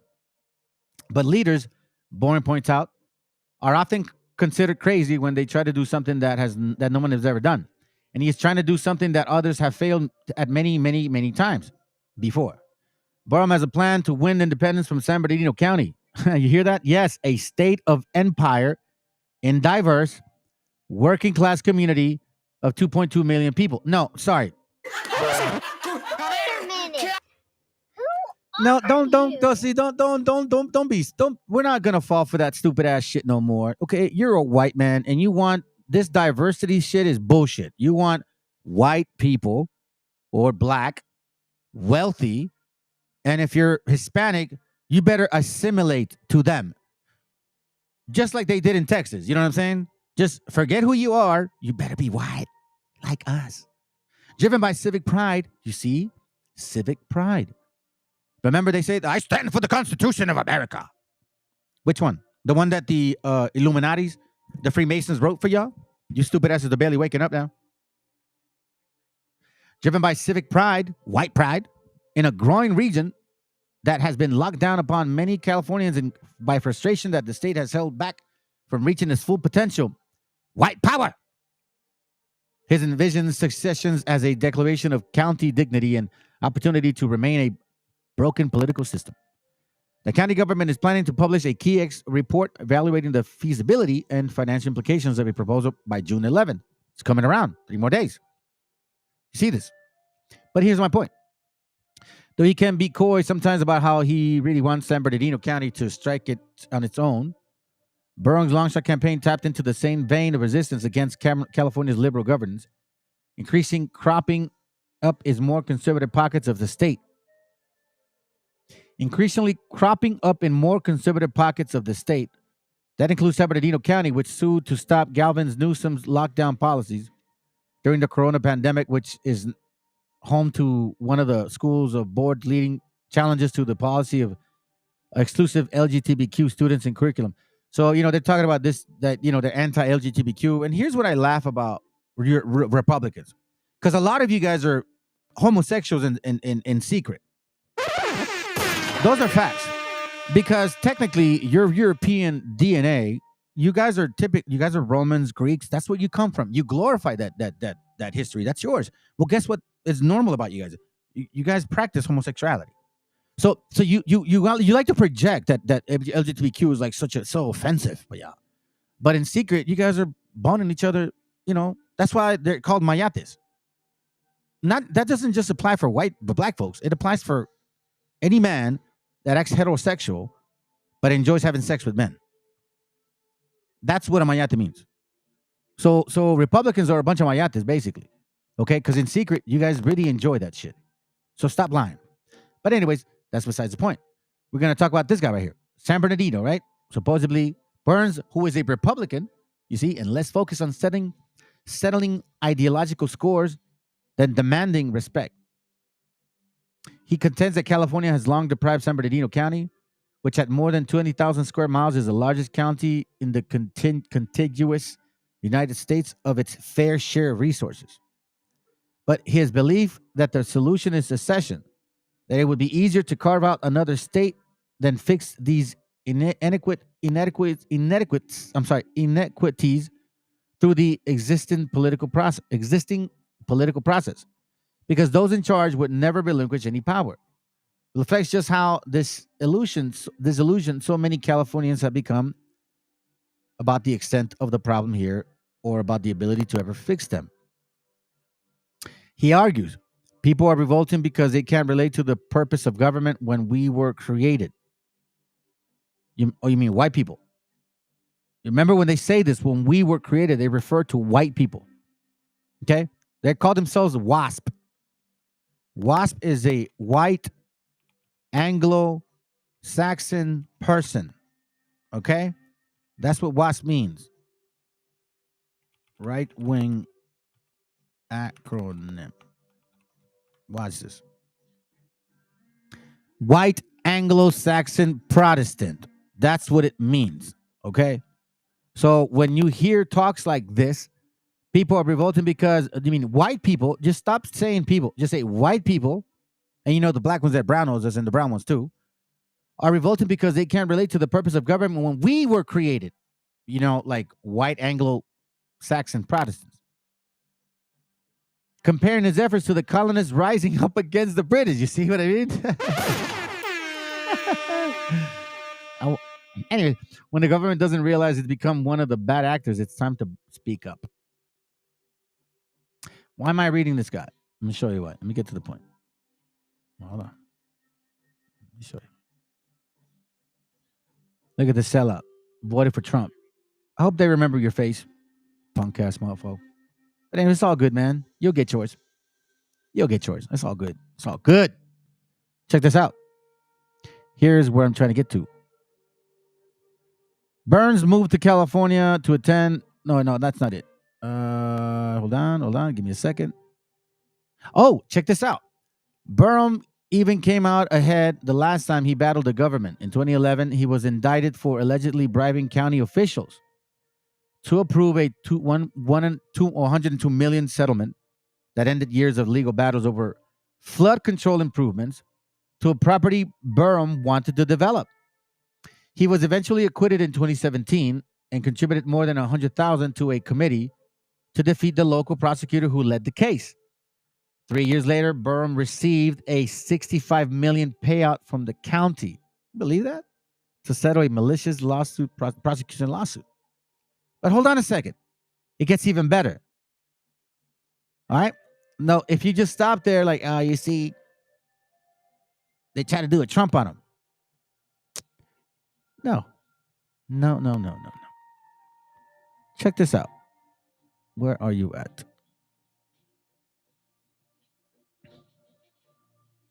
Give me a second. Check this out, okay? Here goes. I believe it's coming up soon. The red-headed stepchild strikes back. Naturally, the response of an entrepreneur was to take a project on. Burns wanted to dig deeper into the numbers to find out if San Bernardino County was getting what it was owed, and if not, to fight for or leave California. Putting a number of how much San Bernardino County is being undervalued, Burns figures will allow the county to demand payment from California. If the debt is so big that the state can't cover it, then that leverage to reach a different type of settlement, such as a tax-free zone or even secession. You hear this? But I wonder who is supporting this. Who is supporting this, you say? Why are you bringing him up? Why are you bringing him up? Here's why. You have to look, and you have to read, and you have to be patient. Because eventually these people will tell you who they are.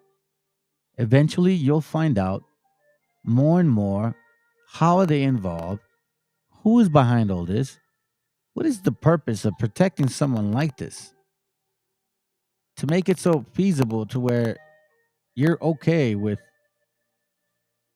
assisting this guy. Where are you at? Give me a second.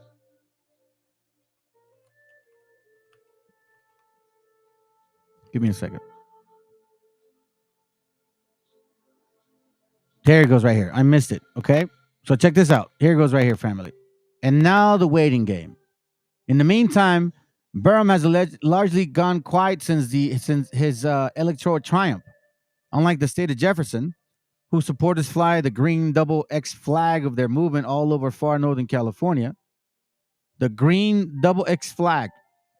You don't see visible signs of support for a state of empire as you drive around San Bernardino County. Most people seem entirely unaware of it. Check this out. Even Connie Leyva, a former state senator who wrote a joint letter to the Board of Supervisors in August 2022, opposing the ballot measures, didn't realize it had passed when reached by Cal Matters recently. She called secession a ridiculous idea for San Bernardino County, which she said does not have a big enough tax base to be self-reliant, and compared those pushing for it to a petulant child. These people are very foolish if they think that by seceding from California and becoming a state of empire, we're going to get more money. If you want more money, you need to work for it. Check this out. Barron says he understands strategy and is intentional and wants to build his movement into something deeper, a cause for the residents of San Bernardino County. And he knows he needs to make people feel this issue is an issue about them, otherwise they won't care. Though he's growing impatient with slow pace, Barham is waiting for the answers that the county study will provide to start the evangelizing again. So this man needs support. Well, lo and behold, who's coming in? Lo and behold, some San Bernardino County elected officials have enthusiastically embraced Barham's plan, including Aquanita Warren, a self-described Republican with common sense.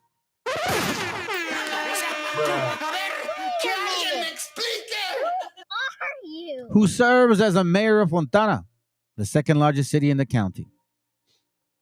We see a right-wing Republican. We see LaQuisha, brown-nosing. I guess they would call her a coon, right? I don't know if that's what they use for people like her. I just call it for what I see it. It's just brown-nosing. So let's find out more about this particular person. Apparently, Fontana Mayor LaQuisha finds herself under a recall court effort. February 7th, 2017. Apparently, some people didn't like her. Not a very easy person to work with, right? The Inland Empire First PAC has filed papers seeking to recall LaQuisha.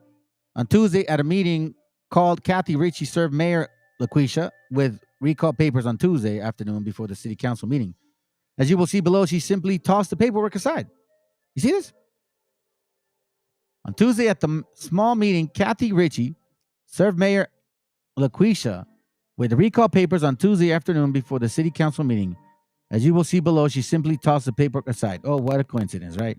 I guess LaQuisha had it removed. Thank you, LaQuisha, for being so open and transparent. Since you Republicans are saying that you're not flakes. The members of the Political Action Committee in Inland Empire First are the ones who began this recall effort. The reason for the recall were spelled out on their recall signature paperwork. LaQuisha has not performed her duties as a mayor of Fontana with the best interests of her constituents in mind and continues to waste taxpayer money to try and further her own political interests and ambitions. Like it's nothing new. Who are you? Black and brown, brother. Black and brown, brother. During her time in council, the following issues have become prominent to the city. Mayor LaQuisha has received political contributions totaling $100,000 to ensure that that the desires of her special interest groups and land developers come before the needs of Fontana residents. Oh, we just read about the guy.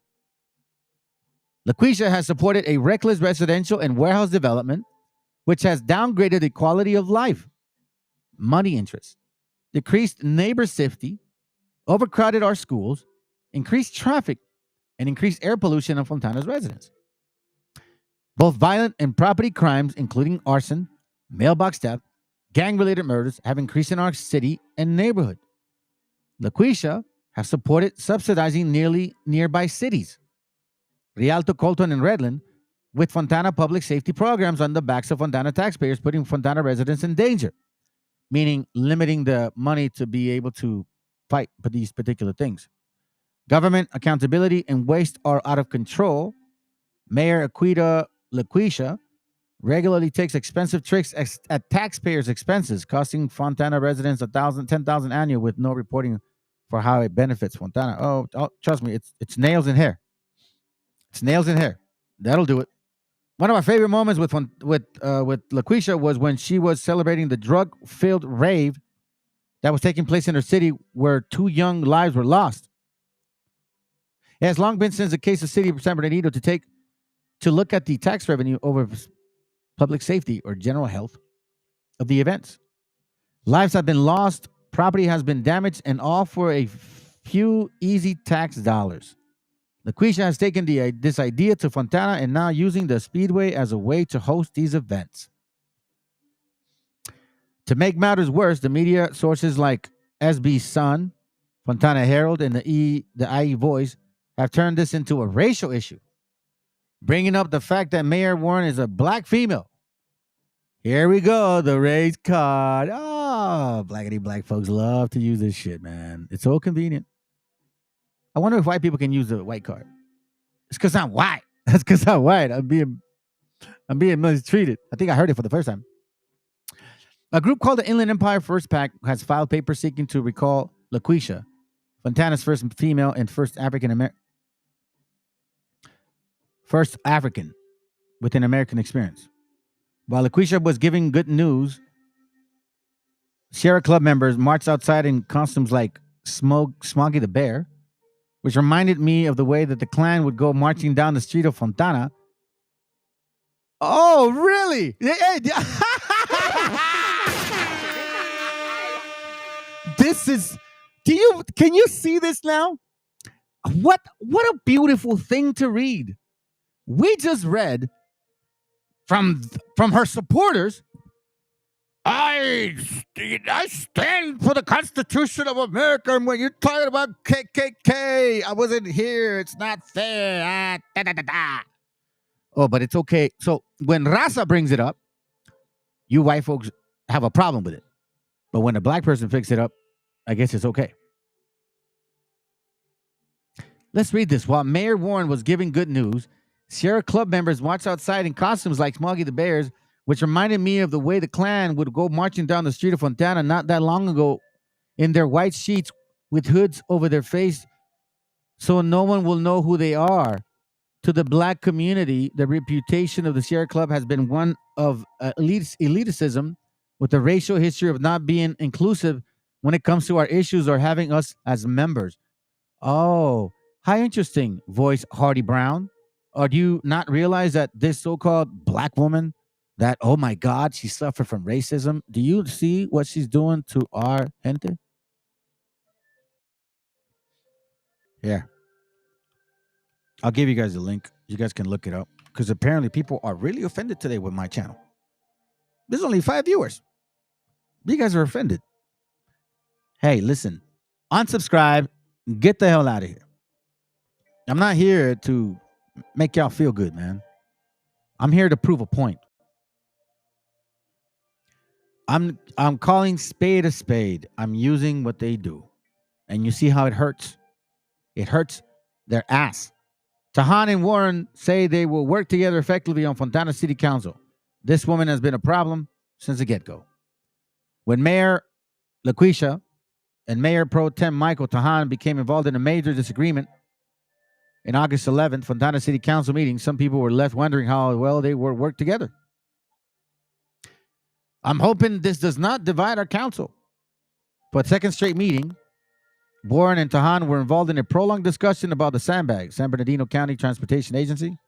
Tahan wanted to remain Fontana's representative on the sandbag board, while Warren took the unusual step of declaring that she wanted to be named the representative instead of Tahan.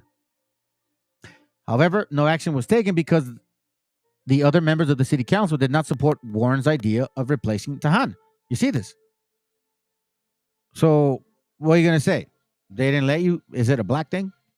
Or is it a white thing? When are you allowed to pull the race card with you people? Because apparently when we clearly use it, you have white folks that say, don't use it, and you shut your mouth. But when you want to use it, oh, the white man has to shut up now. Y'all are stupid too for believing that shit. We will always work together. Blah, blah, blah, blah, blah. Okay, here goes the link. You guys can study that yourselves. Because apparently I'm offending people. You guys don't care about your gente, man. You don't. You're trying to be some people you're not. You're trying to be white. You're trying to be black. That shit is, you're going to find out, bro. And it's going to fucking hurt you even more. Warren arranged $1.1 million severance to silence Hunt about her bribe taking. San Bernardino Sentinel. I'm going to read a little bit, and you guys can continue it. The political and legal time bomb that has been ticking Fontana since July 2019 grew closer to exploding this week when California State Auditor Elaine Howley turned her full attention to the situation surrounding the abrupt departure of Ken Hunt as Fontana City Manager 2 years ago, and the financial and administrative arrangements that were made to buy his silence. You see, typically when he quits, you don't get a severance pay.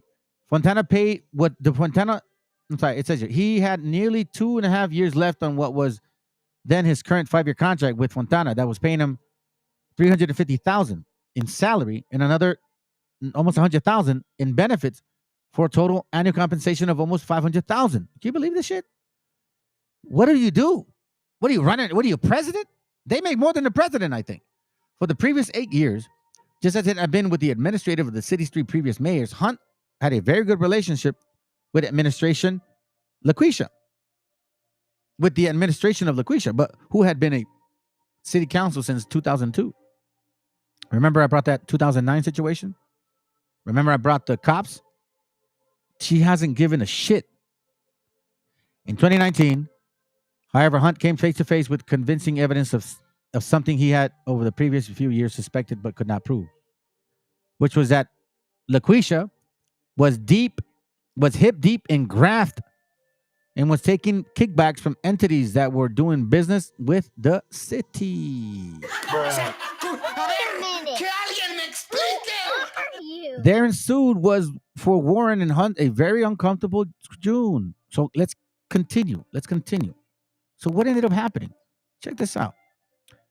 In 2018, for 12 months of service as city manager, Hunt had made almost $500,000 in total compensation. That is full pay benefits.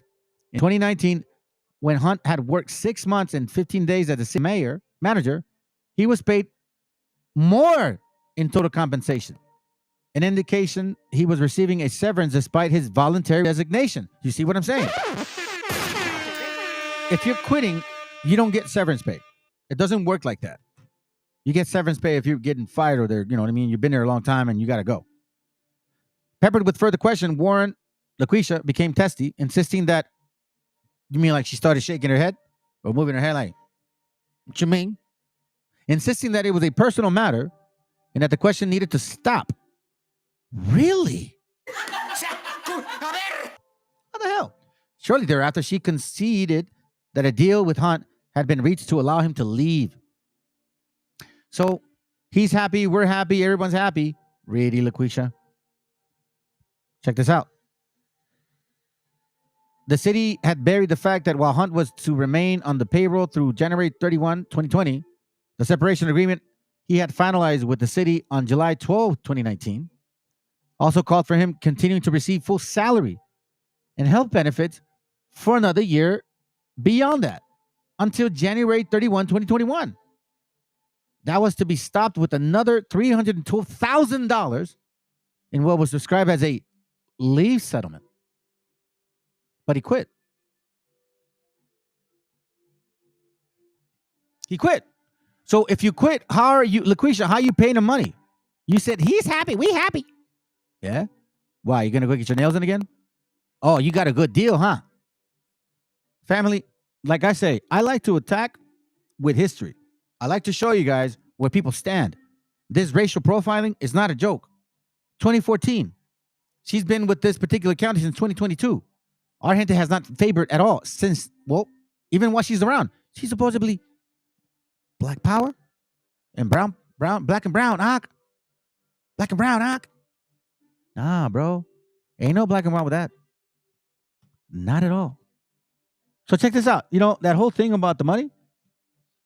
Well, here's the problem. Fontana won't release records explaining the $1.1 million payout to former city mayor.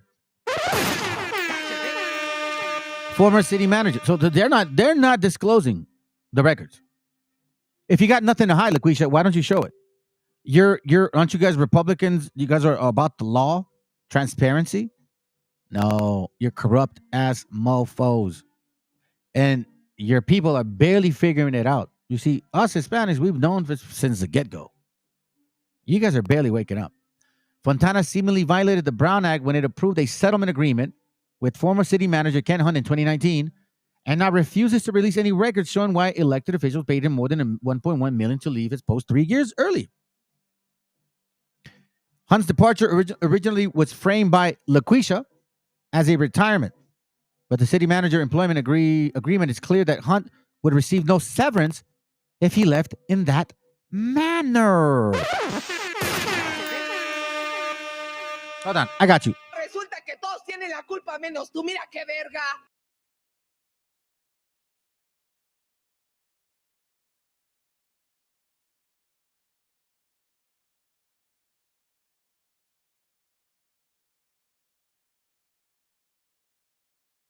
That goes for you, LaQuisha.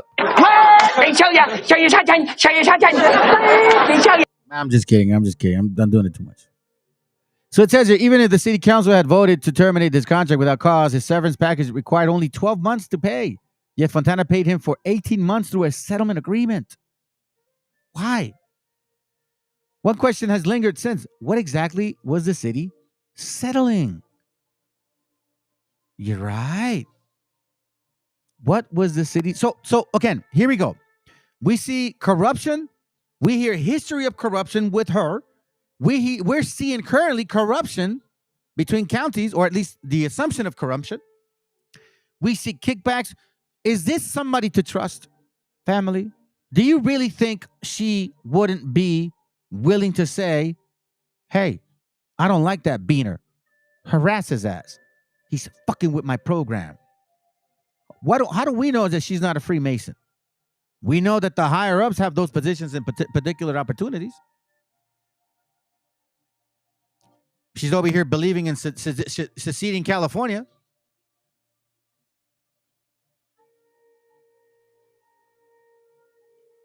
Even amid the classrooms and playgrounds of youth, there are unseen battles. Check this out. From anxiety. Long ago. This is why I commend this brother for what he's done. And yeah, you know what? You guys that watch this channel, I am aggressive. I do say shit, but you know what? Because this pains me.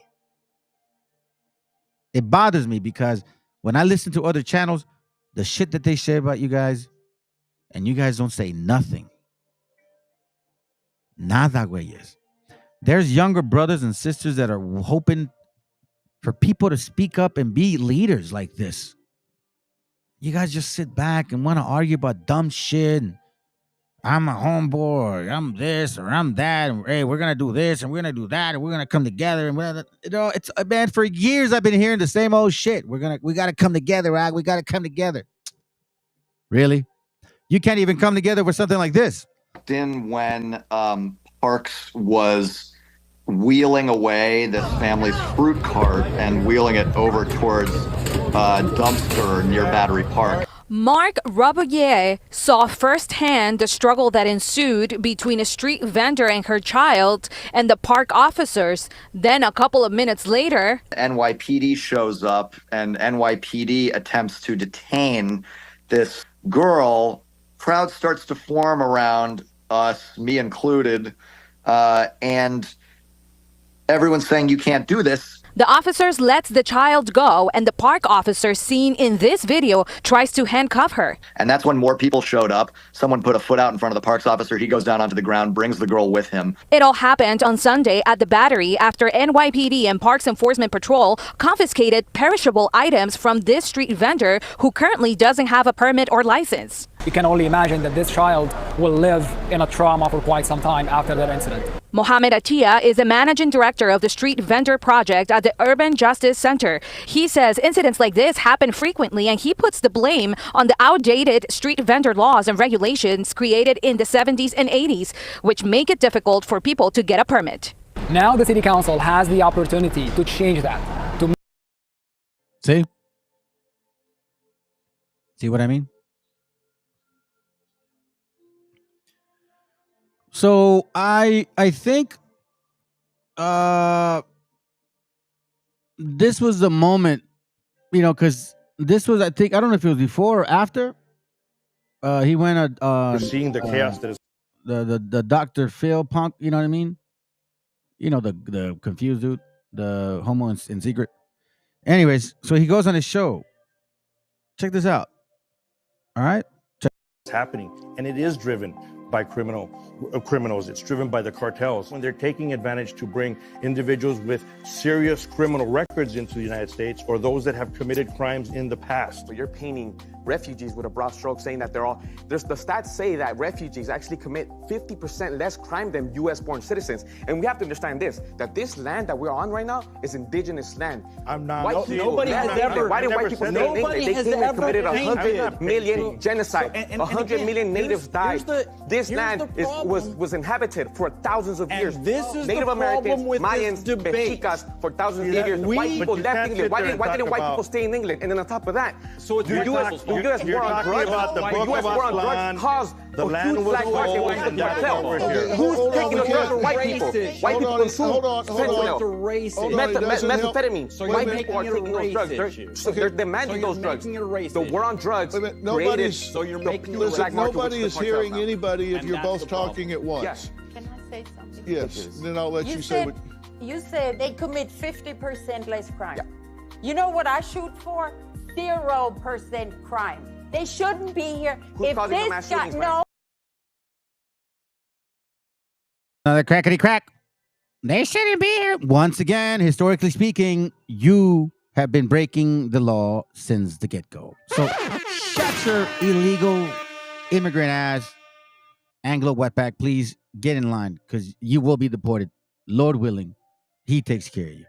Let's continue. No, I don't want to go into anything else. I'm telling you right now, my son would still be alive. I know. I'm sorry if this guy wasn't in the country. You know what? There are children that died at schools that were killed by white people. Those kids would have survived if white people would not be here. Because I could make that statement too. You see how stupid you sound? But you see, you guys are flaky flakes when we use words that you use against you. As you can see, many people are offended today with today's class. And I'm okay with that, because that just shows the kind of people that are following this channel. Even like 490 something, only about maybe 10% of y'all really fucking give a shit. And that's okay, because you know what? This ain't entertainment. Y'all can go ahead and watch a bunch of other channels. Well, they'll go into some little windows, 8 or 7 of them or 4, and just listen to all their little theories that they speak in their mind. Just go ahead. You can entertain yourselves with all that, bro. It just shows the kind of people that you guys really are, man. You really care about your people. Why don't you study them? I myself Why don't you pay attention to them and find out what's going on with them? have experienced where I grew up in South Central LA, the low-skilled jobs and other jobs in that area that have been taken by illegal immigrants. We need the federal level to step up and start securing our borders. You see, since 2010, this racist ass culture vulture, nails from Asia, hair from India, racist ass culture vulture, the nerve of her to tell us that we're taking your jobs. You motherfuckers don't even do the job that we do. Matter of fact, we don't even like working with y'all, because whenever we actually have something to do, you guys are always complaining. What are you talking about? Shut your ass up. And start securing our borders. The person you heard speaking is Aquanetta Warren, the mayor of Fontana since 2010, until now. She's the one that you just heard make anti-brown, racist, anti-Latino remarks. And there's more. What does Aquanetta have to do with the Justice 8? What are the connections? Aquanetta is friends with the Victor Royal judge that ruled against bail for the Justice 8. This is a person who has been saying Donald Trump racist type of remarks since before Donald Trump said them. We need to protect our borders. We must safeguard against terrorists, criminals, and drug pushers. And yes, about jobs, you bet it's about jobs and taxes. Saying all this when the whole city you work for is brown migrant families, more than 70%. You racist LaQuisha. The state is out of money and taxpayers are tired. They should not be on the hook to pay for those who are here illegally. And you get here illegally, you need to learn how to speak English. Edwin Enamorado was airing out a lot of Mayor Aquanetta. You know, and I have a problem with you guys, because America doesn't have a fucking language, okay? It's not English or Spanish. Matter of fact, the Constitution was written in English and in Spanish. Did you guys not know that? Africans, do you guys not know that? European Anglo, do you guys not know that? Do you guys not know that the Constitution was written in Spanish and in English? You guys are dumb. Netta's business in Fontana. And she then raided his home on December 12th in Operation Accountability, along with San Bernardino Department, Pomona PD, Upland PD, and Victorville PD. Aquanetta hired a company called 4Leaf that went on to harass street vendors violently.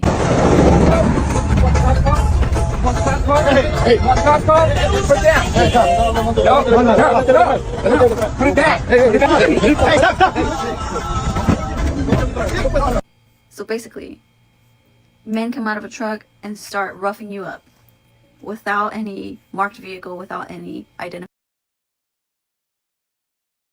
So I believe, this is my theory, that we're seeing a lot of these black folks doing this shit to street vendors is because they're talking amongst themselves. And they're suggesting to do this shit to us. This is not a coincidence. So this whole thing about let's get together, why do you think jailed is the way it is? Blacks, whites, browns, you cannot be in the same unit. Because, well, at least we know that some of y'all, how can I say it without, nah, I don't want to say that, because then they may deduct. Yeah, I don't want to say that. Let's continue. Identifying clothes. That's who she hired to crack down on street vendors. And she spent over $500,000 to get this done. Do you get the picture? See? I mean, I don't have to spell it out. That video was from 2010. So every day, your job is to work for brown people. And you're not particularly a fan of migrant families. How how do you deal with that uncomfortability and that resentment? And here, in the lawsuit, Attorney General Bonta argues that the city's limited environmental review of the project and its failure to properly analyze, disclose, and mitigate projects' environmental impacts violates CEQA. State Attorney General Bonta sued the city of Fontana for corruption, plain and simple. Those projects were approved by Mayor Aquaneta. Ah, LaQuisha, how did we know?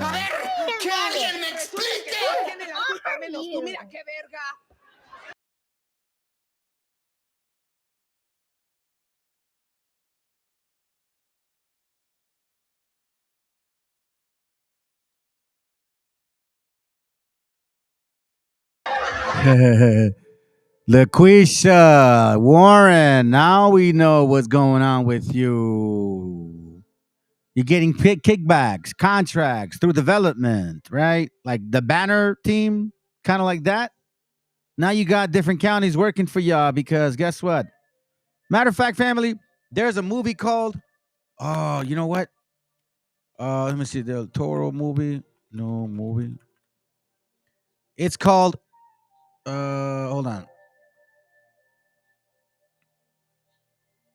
Is it at,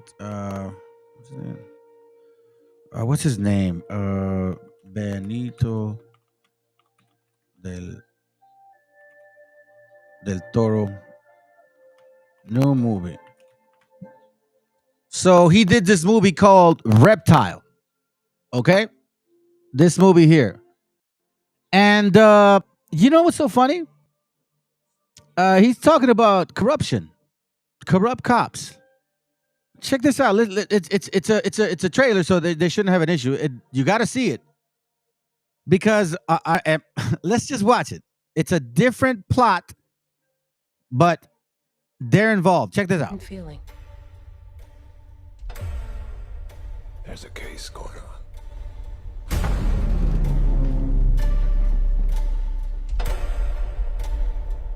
It's a real nightmare.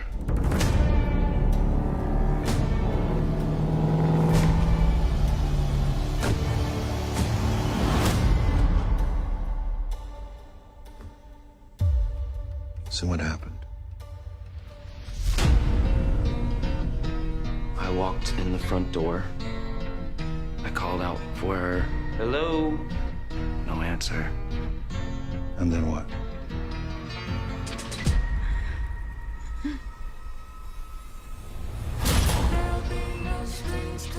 Can I show you something strange? Ow! That's a bite. It was the dentals that got Ted Bundy. Is there anyone you can think of who might have done this? A few nights ago, this guy showed up at my house, acting strange. Strange in what way?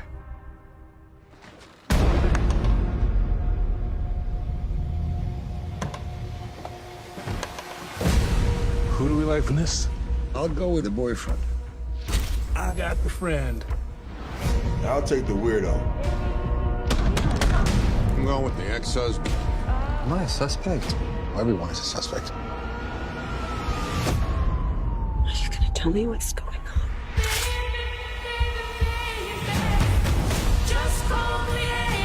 You gotta think about your future.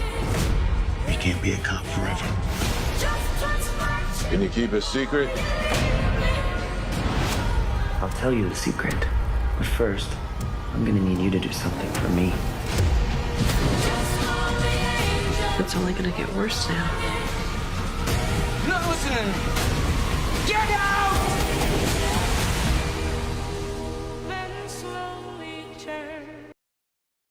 Well, I thought they would have given you some more hints, but I don't want to ruin it. I'll just kind of summarize it. You're gonna assume that it's a bunch of different people, but it's related to real estate, cops, contracts, and key people being involved at a high level. So, again, I find it very interesting because there's a lot involved here. I gave you guys some history regarding the developer. He's trying to secede California. the implementation of the 287 program that allows cops to technically act like immigration officers, the authority or the hiring of people to go and harass the vendors, the authority of sheriffs to go and harass enamorado. And then all of a sudden we see a bunch of black folks attacking our vendors. I'll give you an example, family. When we were getting into the whole Freemasonry thing, you know,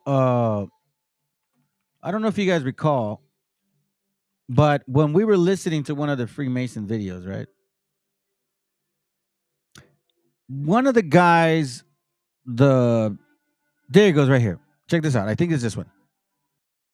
The Divine Nine is something new to you. It's not Yes, new listen. to us. So we have a lot of people we know involved in those things, right? We know of them, but they don't even know that it's tied to Freemasonry. A lot of them don't. But I guarantee you my grandmother was ignorant. He petitioned the Divine Nine is something new to you. It's not new to us. So we have a lot of people we know involved in those things, right? We know of them, but they don't even know that it's tied to Freemasonry. A lot of them don't. But I guarantee you my grandmother was ignorant.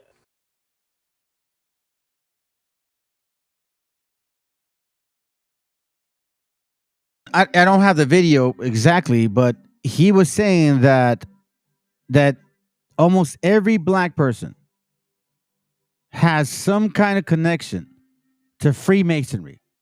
And he said that almost every black person understood what that meant, because supposedly through segregation, they were forced to, only hang out with themselves, right? So because of these Freemason group lodges, they would create what they call barbecues. You know those movies that they make where they say, oh, family's coming over, and like they drive to a barbecue area? Well, that's what they were insinuating, that they understood that in secret they had access to that. And you see, we didn't know any of that. We didn't know that that's the kind of communication they had going on. Well, don't you find it ironic that it's happening now more than ever? Because Edina Enamorado mentioned this.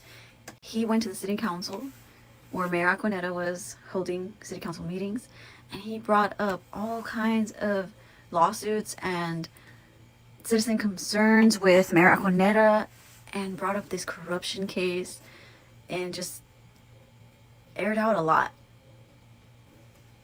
right before the Justice 8 were arrested. I don't have to spell it out. It is what it is. The sad part to all this is that brown people have to pay for her crimes. By bypassing these environmental impacts, she harms the health of those residents, those brown residents. Because these developers, their projects were not approved or tested for pollution, noise pollution, air pollution, water pollution, traffic pollution. Which is the case that I showed you, that the guy won $65 million from the city. Guess who was involved? LaQuisha. Nothing. Because she was approving them. And she was motivated by something to do that. How do developers convince Oh, I bet you it was P. Diddy, man. Mayor Aquanetta to waive the environmental impact reviews on their $1 million profits projects? What incentive could they have given her? Her nickname is Warehouse Warren, by the way, because of how many warehouses she has opened up in her term. And the sad part is brown people have to pay for her crimes. Each of the Justice 8 are facing about 14 felonies each.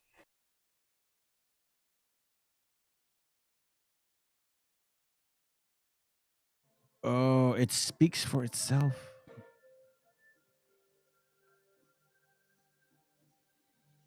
This is the Fontana's black mayor is cracking down on Latino street vendors. Is it racist or just good business? He says. At meetings after meeting, activist social justice groups and residents took their turn at the lectern in the Fontana city chambers in his sound off against the mayor, LaQuisha. Their denunciation of the city's first black mayor were relentless, and their anger resonated beyond the city council. For months, LaQuisha has been driving force behind a crackdown on street vendors selling goods without proper permits. Under a series of regulations approved by the city council, unlicensed sellers could be arrested and misdemeanor charges. Their food and equipment now fair game to impound and trash. It's time to take a stand, said LaQuisha. We tried everything we could to help people get legal. It's time to grab a couple of hammers.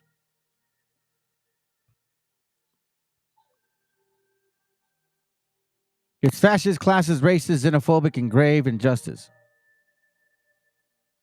Because of your votes, people will be traveling to poverty, debt, trauma, and deportation. In months since, activists have continued to ramp up their campaign against LaQuisha, a Republican who has been open in her concern about illegal beaners. Their verbal attacks, some laced with profanity, some racial overtone. Really? Some racial overtone?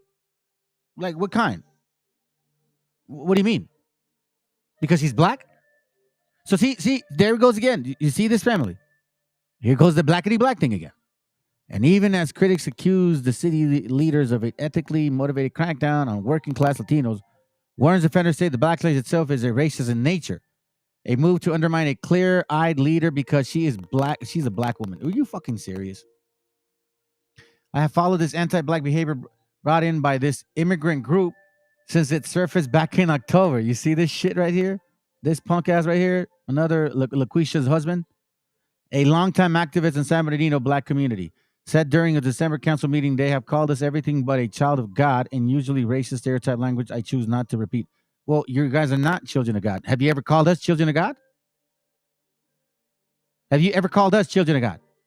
You want us to call you children of God, but have you ever called us children? Matter of fact, you know who called me a beaner for the first time? It was a black kid. Black kid called me a beaner for the first time in America. So shut your ass up. Try to make it seem like you guys aren't. Please, by all means. That whole empathy is out the door in this classroom. We don't believe that shit no more. We know for a fact that you guys were involved in this whole coming to this town, making sure that you took full advantage of it, which is why your spirit is coming about. And this is why I'm showing people. Your spirit at Three Small Business and to its natural senses. You're basically coming to its natural senses. You guys were racist since the beginning. You guys helped the white man, take this land. You guys brought smallpox. So you're just basically manifesting yourselves all over again. That's what I'm trying to show my people. To be mindful of you guys. We're not the same. We will never be the same. And I'm going to tell you this right now. You will never rule again. Get that through that wool. We're talking about are human beings just like you. This is our community, and you just don't dump anything on us and expect us to accept it. And I want to say something to you all. Stop depending on the politicians. And stop voting for the same people getting the same results. All right, so then in this one right here, we already know the situation with immigrants that's happening in what you would call sanctuary cities, people who voted this mess. And I support our mayor. He is our... So you see what I'm saying? So check this out. You see, today we welcome. This is what I'm talking about, family. Okay, so this guy's name, David Packman. He invites this white man who thinks he's African, quote unquote, and he's a Republican. And I'm going to show you why. So he invites this guy over to talk about because he's running for something. Okay, so let's kind of listen in real quick, and then I'm gonna speed it up. I'm telling you, family, they use this shit in any way possible. You guys are weak ass people, man. You honestly, to be quite frank with you, I'm not impressed. That's why I tell you, brothers, man, study your history. Spiritually, it'll strengthen you, and intellectually, you'll grow in spirit.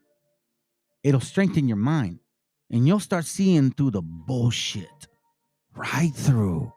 And no matter what nationality they look like, you'll see right through it. And you'll call it for what it is. And you won't be embarrassed about it. Because that's the problem with people. You want to say, don't be politically correct. But then you want people to be politically correct. Because check this out. Let's experience what we have seen for quite some time. That's why I called out the Willie Lynch letter. It's a lie. That's why I called out Suarte Pete. It's a lie. That's why I said 1619 never happened. It's a lie. That's why I said transatlantic slave trade wasn't pertaining to them. It was a lie. But guess what? When I say that, they say, where are you getting this information from? So then I say, if you think I'm wrong, hit the fucking link. It's right here.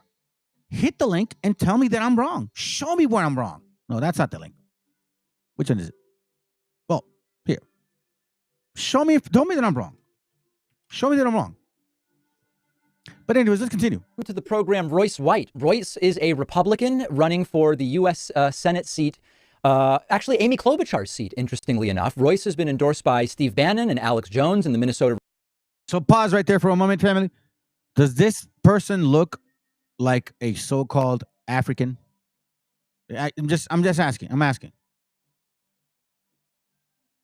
Yeah, our people don't realize how racist all the damn nations are. They don't realize it. So this right here, this example right here.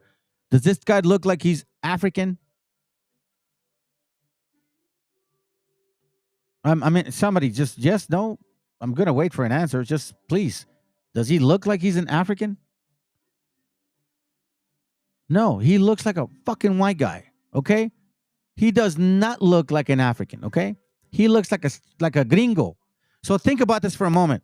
When the Spaniards came in 1492, and you saw him, you would think he is maybe white. He don't look like us. That's what I'm trying to show y'all. Swarte, light skin and dark skin, straight hair, woolly, nappy, all of it came. Let's go. The Republican Party also hosts the Please Call Me Crazy podcast, available on YouTube. Royce, if I understand correctly, in 2020, you wrote in Tulsi Gabbard, but you're behind Trump currently. Is that right? That is correct. So listen, you came to my attention in a clip I talked about the other day where you said one of the issues you find right now is that women have become, quote, too mouthy. Tell me about that. How did you come to believe that? So I don't want to go into the whole interview because it's kind of going back and forth, back and forth, back and forth. They spat with each other. So let me kind of give you a little bit, and then I'm going to show you at the end what he actually goes to, what he resorts to, what they all resort to. Fine. The mainstream media is trying to depict or paint a picture of a rising, let's say, misogynist America First movement based on my one soundbite. But then you turn around and say, well, you can't talk about all feminist ideology based on Ana Navarro. What are we talking about? I'm not. No, first of all, I'm not doing that. Just to kind of really bring you up to speed. He asked for an example. He mentioned Ana Navarro. He's like, is that the only example? Because it's not the best one because she was joking. But then he's like, well, I didn't say that. He's like, yes, you did. So anyways, let's continue. Now he's getting more agitated. It's not a different question. It's not a different question at all. It certainly does, because there are fundamental rights of being an American citizen, one of which has always been the presumption of innocence. Number one. So there is complete merit to bring it into question when we talk about American citizenship. Royce, you understand that when police investigate crimes, they investigate crimes, but that doesn't take away the presumption of innocence in a court of law. Like, this is basic legal stuff, Royce. No. It takes away the presumption of innocence in the court of public opinion. But this is crazy. It takes away the presumption of innocence in the court of public opinion, which now in today's world can be just as dangerous as the opinion in the court of law. Oh, hold on a second. This is interesting because watch what he's going to say right now. And even for false rape claims are 0.02% of all sexual assault claims. According to you. According to crime reporting from police departments all over the country. According to you and according to you, then why don't they bring more claims? Who? Why don't more make it to the courtroom? What claims? Because they lack evidence. The reason why police departments say, first of all, again, you're trying to sidetrack me and you keep interrupting me. You brought me on your show. You created this sidetrack. You brought me on your show. You brought me on your show. And we're not asked me about a question about women. I'm answering a question about feminists in the feminist movement. Hold on, Royce. The point is when you assume that all women are. He's getting emotional, but let's go. Are telling the truth, or that we should believe all women on face value. By default, I don't know anyone who has said that. The whole movement of the whole Me Too movement was based on this idea that believe all women. That's your assertion. I don't believe that to be true. Oh, okay. Well, you let your viewers decide then. Let's go to the next question. Trust but verify is the view that I've always had. Believe all women was the commercial, widespread commercial. Believe all women was the widespread commercial. And you brought it up out of nowhere. Let me ask about a couple of across American culture and across political culture.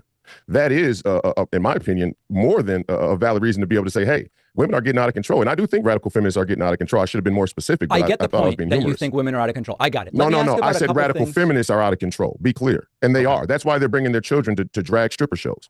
Let me ask about a couple of things. Do you think that's okay? Do you think it's okay to sexualize children at drag stripper shows? I don't think the children are being sexualized if they go to a drag show. No, I just don't think that that's the sexualization. You don't think children. that you don't. Quick, the reason they're talking about drag shows because strippers is because he asked him, "Hey, you went to a strip joint, or at least it was reported that you used money to go to a strip joint," and he's like, well, I mean, yeah, but it was for food." So he's like, well, did you order it? He's like, it was for food. He's like, well, did you order it or did somebody that was with you order it?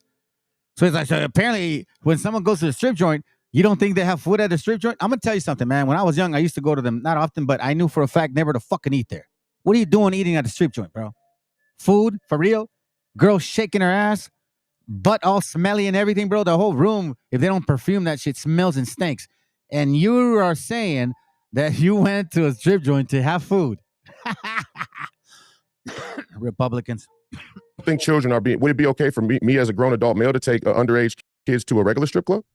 I don't think they're allowed. No. So why are they allowed to do it? But why aren't they allowed? Royce. Trying to get to the point. Royce, you brought but you have an opinion about it. I'm going to have to mute you, Royce. I'm going to have to mute you. Okay. You're bringing up topics and then telling me I brought them up. This isn't a way to be interviewed as a serious I didn't say person. that. I didn't say you brought it up. I said you had an opinion about it. You told me I brought up believe all. Brought it up. I'm going to bring up every topic I want to bring up. Oh, so you white liberals are not going to tell you.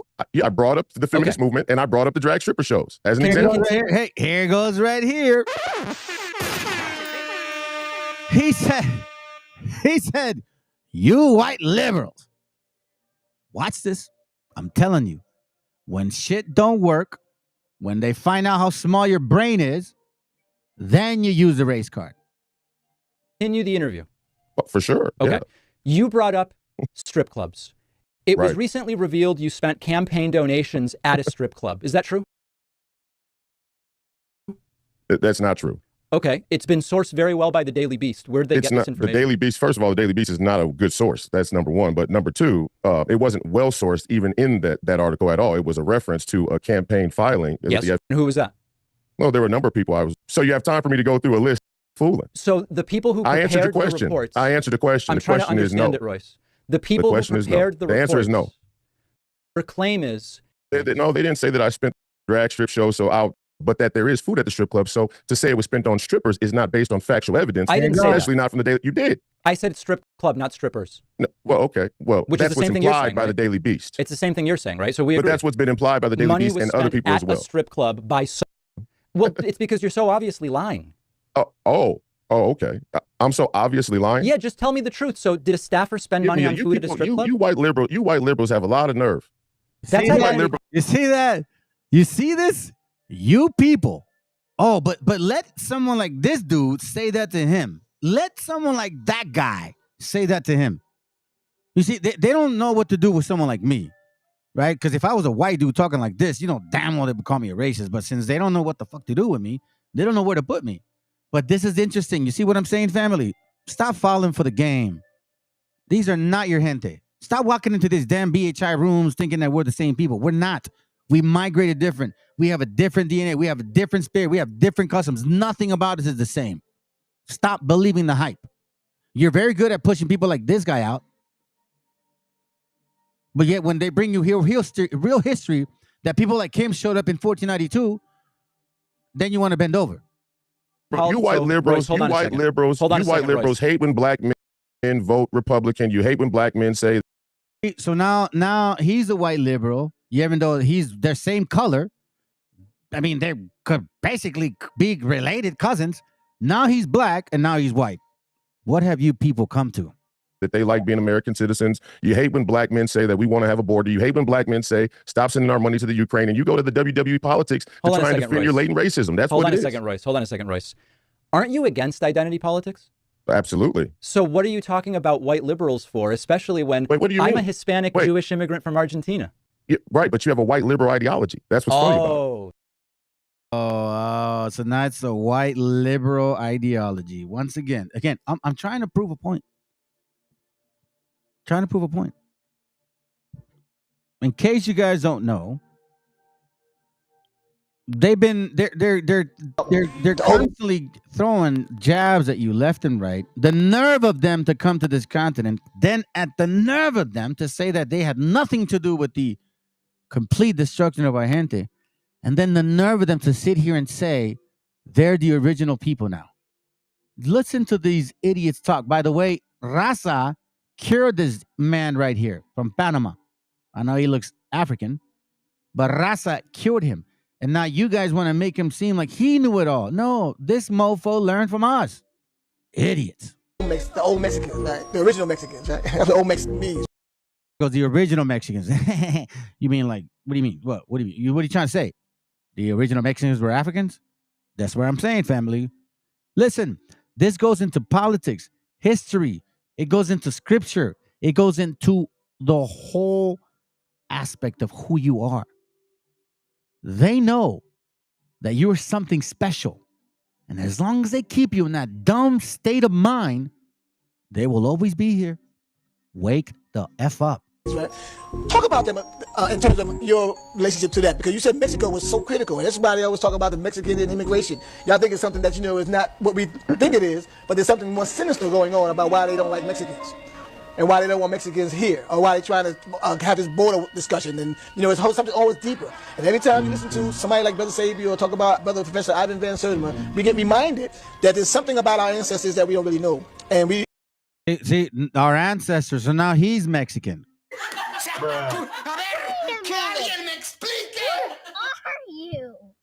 Yeah, I know you love that shit. And it's closer to us than we can probably even fathom. So talk about, that to the degree of Mexico and its significance and the Olmec, Toltec, and Zapotec. The Olmec society was a highly ethical society. It wasn't a society like Egypt. Egypt was a confounded society. Egypt was a compounded society full of magic, full of mystery, full of wickedness, full of sodomy. And I know that burns your spirit, but that's who you guys are. Know this for a fact. This man's going to say, he's not going to agree with what the other guy's saying. He's going to say, the people of today, I know you're trying to insinuate, but he's going to bring it to today. The people of today. You, mi gente, mis queridos hermanos y hermanas. Let's go. It was a society that was built with Greeks, Persians, and Italians. Egypt was not like Mexico. Mexico was thoroughbred. This is why today the descendant of the Mexican has a level of integrity that nobody on the planet has exhibited. Whoa, whoa, whoa, whoa, whoa, whoa, whoa, whoa, whoa, whoa, whoa. So this guy's saying, that's Mexicans. He's like, no. Nah, he's not talking about you, African man. He's talking about us. Has a level of integrity that nobody on the planet has exhibited. Not even the Egyptian in Egypt today exhibit that level of integrity. These people didn't eat corn. They didn't eat wheat, the Egyptian did. They didn't eat cows. They didn't eat hogs, the Egyptian did. The Mexican ate what they call teocinte. When I get home with Marina tomorrow, the ladies right now in Honduras is making some tamales out of teocinte. When I go to Mexico now, I always face people that is going to share a level of integrity and morality that you never found in Egypt today nor yesterday. And don't talk about the pyramids, because the pyramids in Mexico, you could put the Egyptian inside of them 4 times. Yeah, 4 times. Right. You understand? Oh, yeah, very much so. But the Mexican people are so humble that you would never get that from them. So we're about to finish, family. Let me show you something real quick. I think it was I think it's loud and clear what we stand on and what we're up against. But to keep moving forward, let's go. Thousands joined a rally in Mexico City with President López Obrador to mark 85 years since the expropriation of Mexico's oil resources from foreign corporations. México es un país independiente y libre, no una colonia ni un protectorado de Estados Unidos y que podrán amenazarnos con cometer cualquier atropello, pero jamás, jamás permitiremos que violen nuestra soberanía y pisoteen la dignidad de nuestra patria. Cooperación, sí. Sometimiento, no. Intervencionismo, no. ¡Viva la expropiación petrolera! ¡Vivan los trabajadores y técnicos de antes y de ahora de la industria petrolera nacional! ¡Viva México! ¡Viva México! ¡Viva México!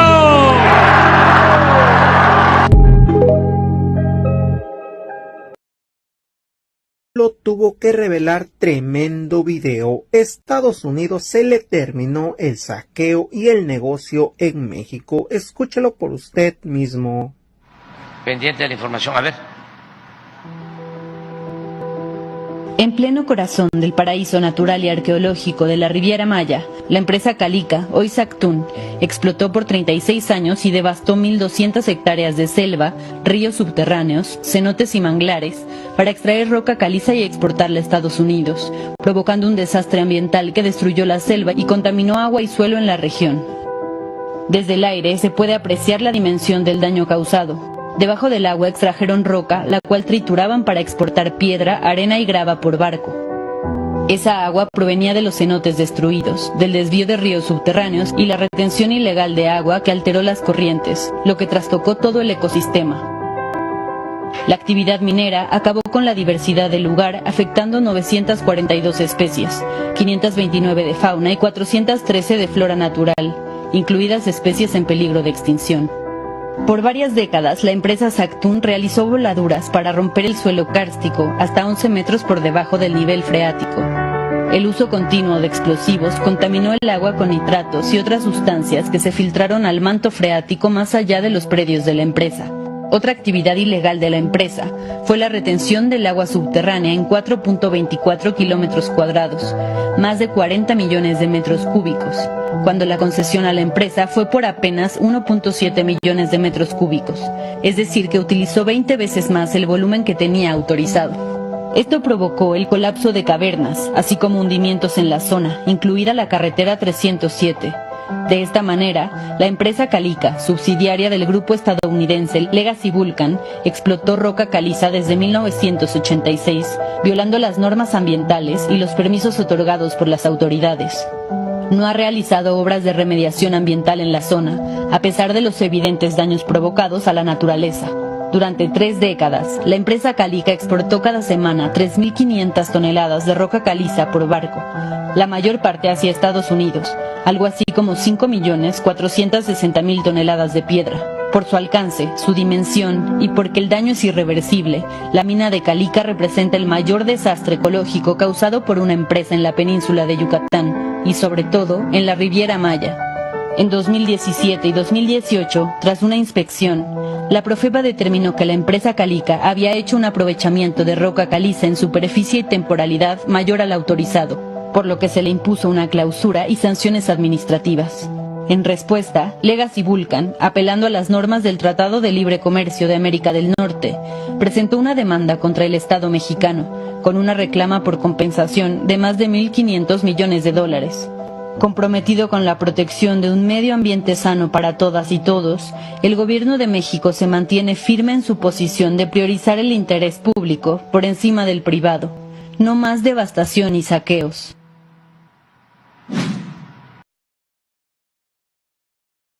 It's kind of long, but I wanted you to see it. And here's the facts. America, white America, specifically white America, Anglo, you know, the racist ones, right?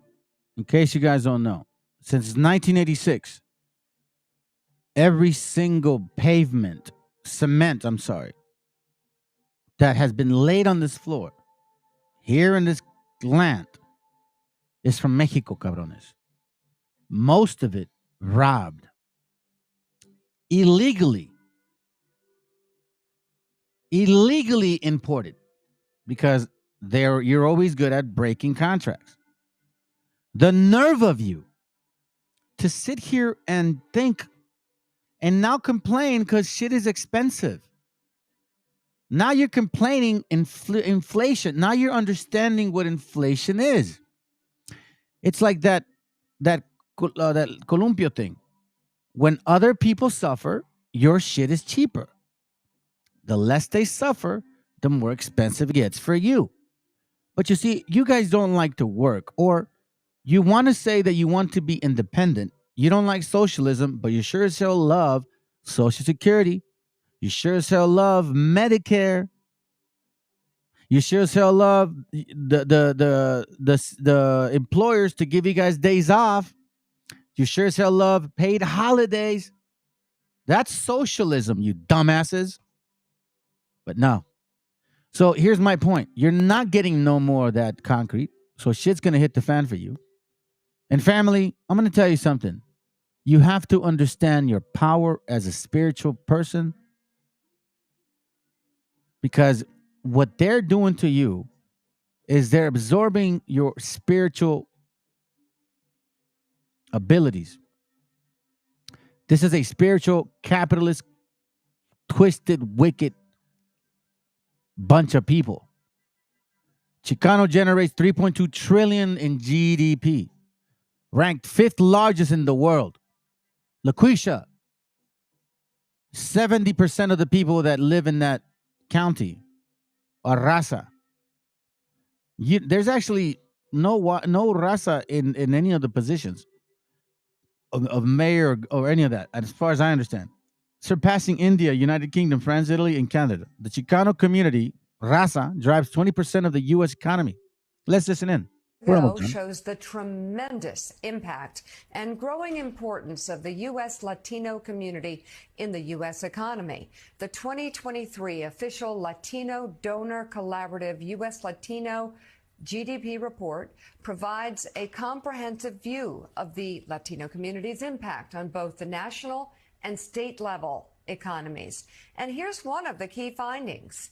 U.S. Latinos are generating an incredible $3.2 trillion in Garfield is the number overall. That places the U.S. Latino economy as the 5th largest in the world, surpassing the economies of India, the United Kingdom, and France. Joining us now to dig into these numbers, co-founder and chairman of the board at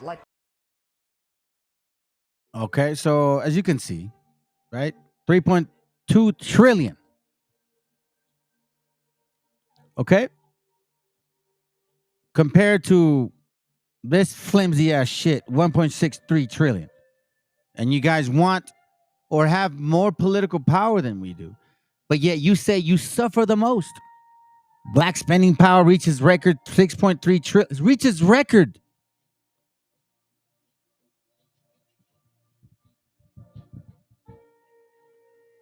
We generate more, and we got no political pool. But you guys do.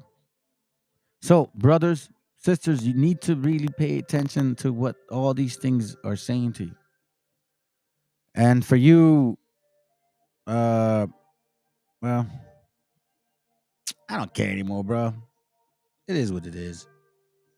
I already know where this channel is gonna go, and I can tell you right now that more likely YouTube is gonna do everything possible to limit the views, the people to reach. They said it right now. They said it themselves. You know, they're gonna limit, but it's okay because those that get it, and those that don't. Anyways. You know how I roll, man. I'm going to play a song, and then I'm out. Message. You guys have a good night. Hope it was edifying, at least, or entertaining. All right? All right, Chicloso, take care of yourself. All right, man. Anyways, by the way, saludos, buenas noches, Guaracuya. Yes, Sarala, man. Again, this was a little bit different. I wasn't trying to bring scriptures today. I just wanted to touch on what these brothers have done. the honor that and the thank you that I have for them, the sacrifice they put, Lord willing that they stay safe. Hopefully that brother gets help. Now I'm me personally going to continue to do some particular research on this. If you brothers want to maybe help me out on something further, you guys can always reach out to me. I have an idea, but I'm not going to do it like a channel type of shit. It's going to be very personal. All right. So anyways, you guys have a good night, man. Shalom.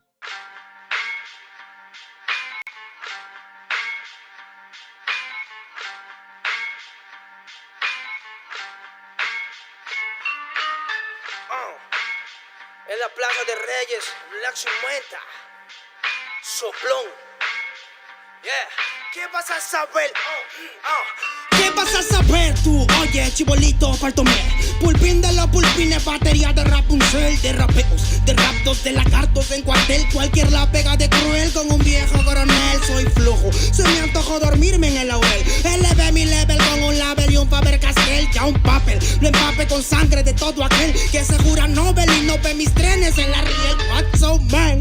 ¿Por qué no sacan la tablet? Juro por mis abuelos que no te hablo por las powers. Soy chinchado neto, búscame por pico sour y te voy a meter al centro loco como Beckenbauer. Escúchame atento mi pro, que estamos rompiéndole en pro. El negro de Plaza de Reyes como siempre rompe de este micrófono. Que quiere meterle como yo pero no puede meterle taco pro. Si te pensaba que solo era un gallo, déjame decirle que se equivocó. Real motherfucker feeling on the street. Es el Black Sheep, Black Sea Metal de Plaza de Kings. Motherfucker, so bloom.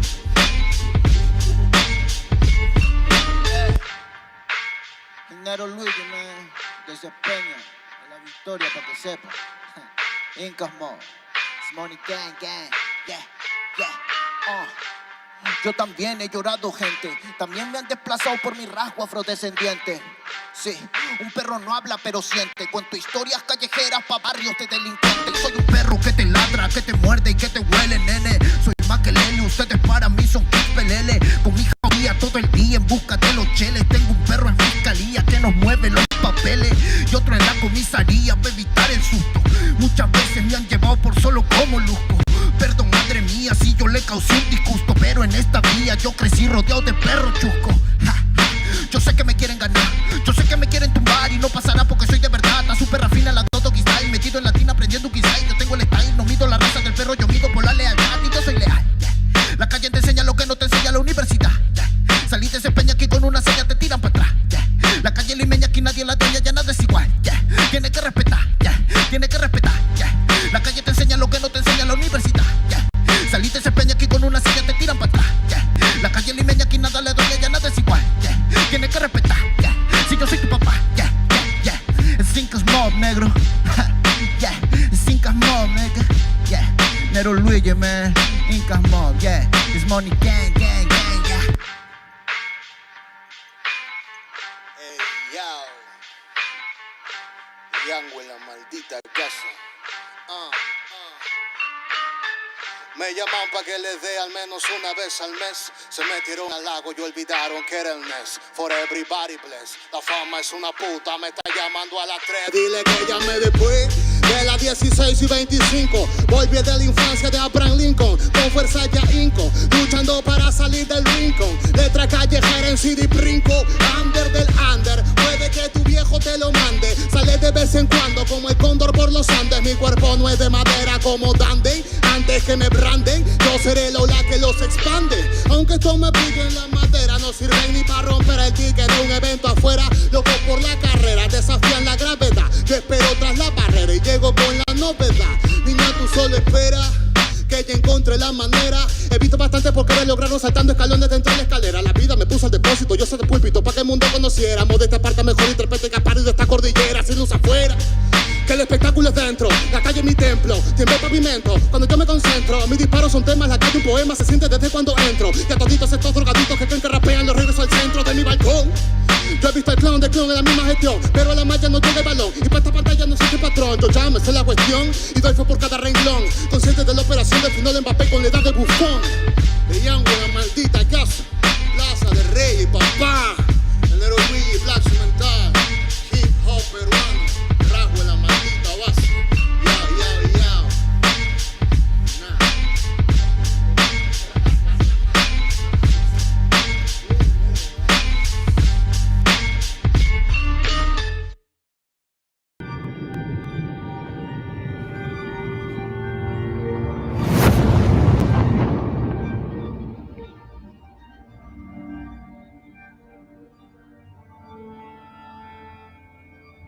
y cal.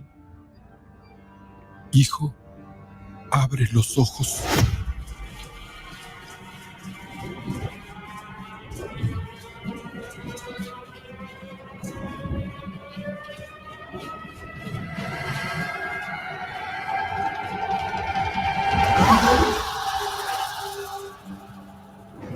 Tu cuerpo se queda con nosotros, pero tu espíritu debe seguir.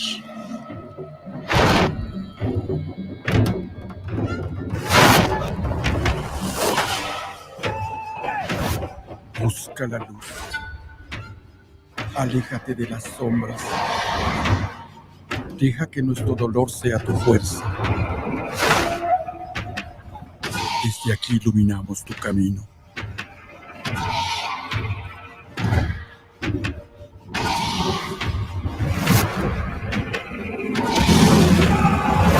Lucha como nosotros ante esta pena tan grande.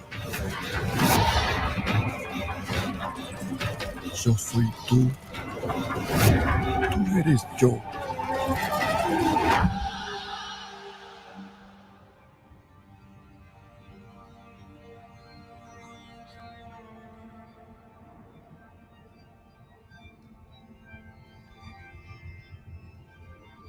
La muerte que hoy nos separa,